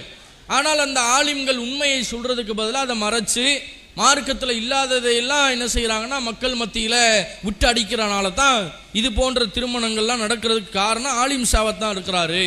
அதே மாதிரி அவங்க ஆலிம்சாக்கள் என்ன பண்ணுறாங்க, கருகுமணி அதில் ஒரு பக்தியை ஏற்படுத்துகிறார்கள். இப்போ மாற்று மதத்தில் தாலி மஞ்சக்கயிறுன்னு போடுறாங்களே, அதை வந்து ஒரு மாதிரி கண்ணியத்திற்குரியதா, அதுக்கு சக்தி இருக்கிறதா நினைக்கிறாங்க. இந்த ஆலிம்சா இங்கே உட்காந்துக்கிட்டு இவர் என்ன பண்ணுறாரு, கருகுமணியை ஒரு புனிதமிக்க ஒரு சக்தி அதில் இருக்கிற மாதிரி அதை வந்து ஒரு சக்தி உடையதாக மக்களுக்கு அவர் நம்ப வைக்கிறார். அது அந்த இடத்துல அவர் சொல்லி இருக்கக்கூடாதா, இதிலெல்லாம் சக்தி இல்லை, இப்படிலாம் செய்யாதீங்க, இதெல்லாம் மார்க்கத்தில் இல்லை என்று ஆலிம் சொல்லியிருக்கணுமே, ஏன் சொல்லலை? அதுக்கு ஏன் அவர் பக்தியை ஊட்டி மக்களை நம்ப வைத்து ஏமாற்றியது ஆலிம் தானே. அதே மாதிரி மெட்டி அணிகிறார்கள், திருமணமான பெண்கள் காலில் மெட்டி அணிகிறாங்க. ஆம்பளைங்களுக்கு மட்டும் ஏன் மெட்டி அணிகிறது இல்லை கேட்டால் சில பேர் அடையாளத்துக்கு வச்சுருக்கிறோம், கல்யாணம் ஆயிடுச்சுன்னு தெரிஞ்சுக்கிறதுக்கு மெட்டி. இப்போ ஆண்களும் திருமணம் செய்யத்தான் செய்கிறோம், ஆண்களுக்கு எதுக்கு மெட்டி போடலை? அப்போ இந்த மாதிரி இஸ்லாத்தில் கிடையாது. இது மெட்டி அணிவது, இந்த மாதிரி கருகுமணி கலாச்சாரம், இதுக்கு இஸ்லாத்துக்கு சம்பந்தம் இல்லை. இதை ஏன் இந்த ஆலிம்கள் சொல்லலை? மெட்டி போடுறாங்களே, பெண்கள் போடக்கூடிய திருமணத்தின் போது மெட்டி அணிகிறார்கள், இப்போ இது தப்புன்னு ஏன் ஆலிம் சார் சொல்லலை? அதை அவர் தானே மறைச்சாரு அப்படின்றத கேட்குறாங்க. அதே மாதிரி அல்லாஹ் குர்ஆன்ல சொல்கிறான், இந்த மத குருமார்கள், சமுதாய தலைவர்கள், மக்களை வழிநடத்தக்கூடிய பொறுப்பில் உள்ளவர்கள், இவங்கெல்லாம் மக்களுக்கு சரியான மார்க்கத்தை சொல்லி இருந்தா இந்த மக்கள்லாம் வழிகெட்டு போயிருக்க மாட்டாங்களே. இவங்க தானே அவங்கள வழிகெடுத்திருக்கிறாங்க. இந்த ஆலிம் சாக்கள், மதகுருமார்கள் ஒழுங்கா சொல்லி இருந்தா மக்கள் நேரான வழியில பயணித்திருப்பார்கள். அப்ப இவங்க தான் இதுக்கு காரணம்னு அல்லாவே குர்ஆன்ல சொல்றான் அப்படின்ற ஒரு விஷயத்தையும் சொல்றாங்க. அதே மாதிரி இறுதியாக நாளை மறுமை நாள்ல முகங்கள் நரகத்தில் போட்டு பொசுக்கப்படும் போது மக்கள் புலம்புவார்களாம். என்ன சொல்லி புலம்புவாங்க? இந்த ஆலிம் சாவை நம்பணும், இந்த அஜரத்தை நம்பணும், இவர் நம்மளை எல்லாம் வழிகெடுத்துட்டாரு, நம்மளை நரகத்தின் பாதைக்கு கொண்டு வந்து விட்டுட்டாரு அப்படின்னு சொல்லிட்டு, ரப்பனா ஆத்திஹிம் லஃபைனி மினல் அதாப், இறைவா எங்களுக்கு நீ தண்டனையை கொடுக்கத்தான் போற, மக்களாகிய நாங்கள் வழிகெட்டோம், தெரியாம அவர் சொன்னதை பேச்சு நாங்க செயல்பட்டோம், எங்களை வழிகெடுத்த இந்த ஆலிம் சாக்கு எங்களை விட 2 மடங்கு தண்டனையை கொடு. உலகத்திலையும் ஆலிம் சாக்கு 2 மடங்கு கண்ணியம் கிடைக்குது. ஒரு சபையில் சாப்பாட்டில் உட்கார்ந்தாருன்னா அவருக்கு மட்டும் ஒரு 4 பீஸ் கறி எக்ஸ்ட்ரா விழுகுது. மறுமை நாள்லையும் என்ன செய்யுது? அடியும் 2 மடங்கா விழுகுது. அப்போ இந்த மாதிரி உலகத்தில் ஆலிம் சாக்களை இப்படி கவனிக்கிறாங்கல்ல, ஏமாத்துறதுக்காக மறுமையிலேயும் ஆலிம் சாவை என்ன செய்வாங்களாம்? அந்த மக்கள் வந்து யாரா இவங்களை விட்டுறாத, இவங்க தான் எங்களை ஏமாத்துனாங்க என்று அங்கேயும் போய் பிடிக்கிறார்கள். அப்போ ஆலிம்கள் தான் இதற்கு பெரிது காரணம் என்று இறுதி உரையாக சகோதரர் இலியாஸ் அவர்கள் அவங்களுடைய தரப்பு வாதத்தை வச்சிருக்கிறாங்க. சரி, இப்போ தீர்ப்பு வழங்கக்கூடிய கட்டத்தில் இருக்கிறோம். இதுதான் கொஞ்சம் சிரமமான ஒரு காரியம். அதாவது இந்த தலைப்பை பொறுத்தவரையில் திருமணத்திற்கு அந்த நபி வழியை மறந்து மக்கள் அனாச்சாரமான திருமணத்தை செய்கிறதுக்கு காரணம் மக்கள் பெரிதும் காரணம் என்று ஒரு தரப்பு வாதத்தை வச்சாங்க. ஆலிம்கள் தான் என்கிற தரப்புலையும் பல ஆதாரங்களை சொல்லி, குர்ஆன் வசனங்களை சொல்லி வாதத்தை வைத்தார்கள். இப்போ என்ன முடிவு பண்ணுறது? யார் மேலே தப்பு? யார் இந்த மாதிரியான நபி வழியை மறந்து அதையெல்லாம் புறக்கணித்து நபி வழிக்கு மாற்றமான திருமணங்கள் இன்றைக்கு சமுதாயத்தில் பெரிதும் உருவாகி இருப்பதற்கு காரணம் மக்களா ஆலிம்களா என்று நாம் பார்க்கக்கூடிய கட்டத்தில் ஒரு தரப்பு வாதத்தை மட்டுமே வைத்து நாம் சிந்திக்க முடியாது. அல்லாஹ் 2 பேர்த்துக்குமே குர்ஆன்ல அறிவுரை சொல்றான். மக்களுக்கும் அல்லாஹ் அறிவுரை சொல்றான். நீங்களும் கவனமா இருக்கணும். ஏமாற்றக்கூடியவர்கள் உங்களை ஏமாற்றத்தான் செய்வார்கள். உங்களுக்கு ஒரு அறிவை கொடுத்திருக்கிறோமா இல்லையா மக்களுக்கு? அதை கொண்டு நீங்கள் நன்மை தீமை எது என்கிற முடிவெடுக்கக்கூடிய சுதந்திரத்தையும் உங்களுக்கு அல்லாஹ் வழங்கியிருக்க. அப்படிதான் அல்லாஹ் சொல்றான். சுதந்திரமான ஒரு அறிவு அல்லாஹ் கொடுத்திருக்கிறான். நம்ம ரோபோட் கிடையாது, சுவிட்சை அமுக்கினோடனே இதை செய் அப்படின்ற மாதிரிலாம் இல்லை. ஒரு சுதந்திரமான அறிவை அல்லாஹ் வழங்கி ஆலிம்சா இப்படிலாம் வழிகெடுத்துக்கத்தான் செய்வாரு. ஆனா உனக்கு எங்க போச்சு அறிவு இப்படின்ற கேள்வி மறுமையில் இருக்கிறது. அதே மாதிரி ஆலிம்சாக்களுக்கும் கேள்வி இருக்கிறது. நீ ஏன்பா போய் இப்படி வழிகெடுத்த? நீ ஏன் மக்களுக்கு இந்த மாதிரி நபி வழியில இல்லாததையெல்லாம் ஏன் நபி வழின்ற மாதிரி மக்கள்கிட்ட போய் சொன்ன என்ற ஆலிம்களும் அல்லாஹ்வின் முன்னால் நிறுத்தப்படுவார்கள், மக்களும் அல்லாஹ்வின் முன்னால் நிறுத்தப்படுவார்கள். அப்ப 2 பேரும் இதற்கு காரணமாக இருக்கிறார்கள் என்பதை நாம மறுக்கவே முடியாது. மக்களும் இது மாதிரியான அனாச்சாரமான திருமணங்கள் நடக்கிறதுக்கு மக்களும் காரணம்தான். ஆலிம்களாக இருக்கக்கூடியவர்களும் இது போன்ற அனாச்சாரமான திருமணங்கள் சமுதாயத்தில் உருவாகிறதுக்கு அவர்களும் காரணம்தான். காரணங்களை அடுக்கணும்னா அடுக்கிக்கிட்டே போகலாம். இந்த ஒரு 4 அமர்வுகள் மட்டும் இதுக்கு பத்தாது. நிறைய திருமணம் சம்பந்தமாக இந்த மார்க்கத்தில் இஸ்லாத்தில் மக்கள் பல தவறான நடவடிக்கைகளில் என்ன செய்கிறாங்க? நபி வழிக்கு முரணாக ஈடுபடக்கூடியவர்களை எல்லாம் நாம் பார்க்கிறோம். பல வீடியோக்கள் எல்லாம் நீங்கள் பார்த்துருப்பீங்க. இந்த மாதிரி கல்யாண மஹாலில் என்ன பண்ணுறாரு? மணமகன் மணமகளை தூக்கி பைக்கில் பின்னாடி உட்கார வச்சுக்கிட்டு பாட்டு, சினிமா பாட்டு ஓடுது, மஹாலை ஃபுல்லாக உள்ளே ரவுண்ட் அடிச்சுக்கிட்டு இருக்கிறாரு. அதே மாதிரி இன்றைக்கு பைக்கு, கடந்த காலங்கள்லாம் நீங்கள் பார்த்தீங்கன்னா குதிரையில் மாப்பிள்ளை வருவார். அவர் முகம் முழுக்க என்ன இருக்கும்? பூமாலையாக தொங்கி ஒரு சற்று மாதிரி முகத்தை மறைச்சிருப்பார். ஒவ்வொரு வீடு வீடாக குதிரை வரும். அந்த குதிரை நின்று என்ன செய்யும்னா மாப்பிள்ளையை அப்படியே தூக்கிட்டு வலம் வரும்போது ஒவ்வொரு வீட்டார்கள் என்ன செய்வாங்க? குதிரையை நிப்பாட்டி வீட்டுக்கு முன்னாடி நிப்பாட்டி மாப்பிள்ளைக்கு கலர் கொடுக்கறது. பெப்சி, சோடா, மிரிண்டா, இந்த மாதிரி ஒவ்வொரு வீட்டில் போய் குதிரை நிற்கும்ல, அந்த வீட்டார்கள் மாப்பிள்ளையை உபசரிப்பாங்க. இந்த மாதிரியான பல ஆடம்பரங்கள், அனாச்சாரங்கள் இதையெல்லாம் மக்களும் செய்கிறார்கள். அந்த சபையிலே, அந்த ஊர்வலத்திலே ஆலிம்ஷாவும் வலம் வருவார். குதிரை மட்டும் வலம் வராது, ஆலிம்ஷாவும் சேர்ந்து அந்த சபையில் என்ன செய்வார், வருவார். அப்போ ஆலிம்ஷாவும் அதை தட்டி கேட்கல, சிந்திக்க வேண்டிய மக்களும் இது போன்ற விஷயங்களை சிந்திக்கல. அப்போ இரண்டு தரப்பிலேயும் கோளாறுகள் இருக்கிறது, இரண்டு தரப்பிலேயுமே அந்த ஒரு பலவீனம் இருக்கிறது. இதை எப்படி சரி செய்வது என்றால், ஆலிம்களும் அல்லாஹ்வுக்கு பயப்படணும், மக்களும் அல்லாஹ்வுக்கு பயப்படணும். இறையச்சம் ஒன்று இந்த இருவர்களிடத்திலேயும் இருந்தால் இது போன்ற அனாச்சாரமான திருமணங்கள், நபிவழிக்கு மாற்றமான திருமணங்கள், வரதட்சணை திருமணங்கள் முற்று முழுவதுமாக இந்த சமுதாயத்திலிருந்து கலைந்தெடுக்கப்படும், அது ஒளிந்து போகும்.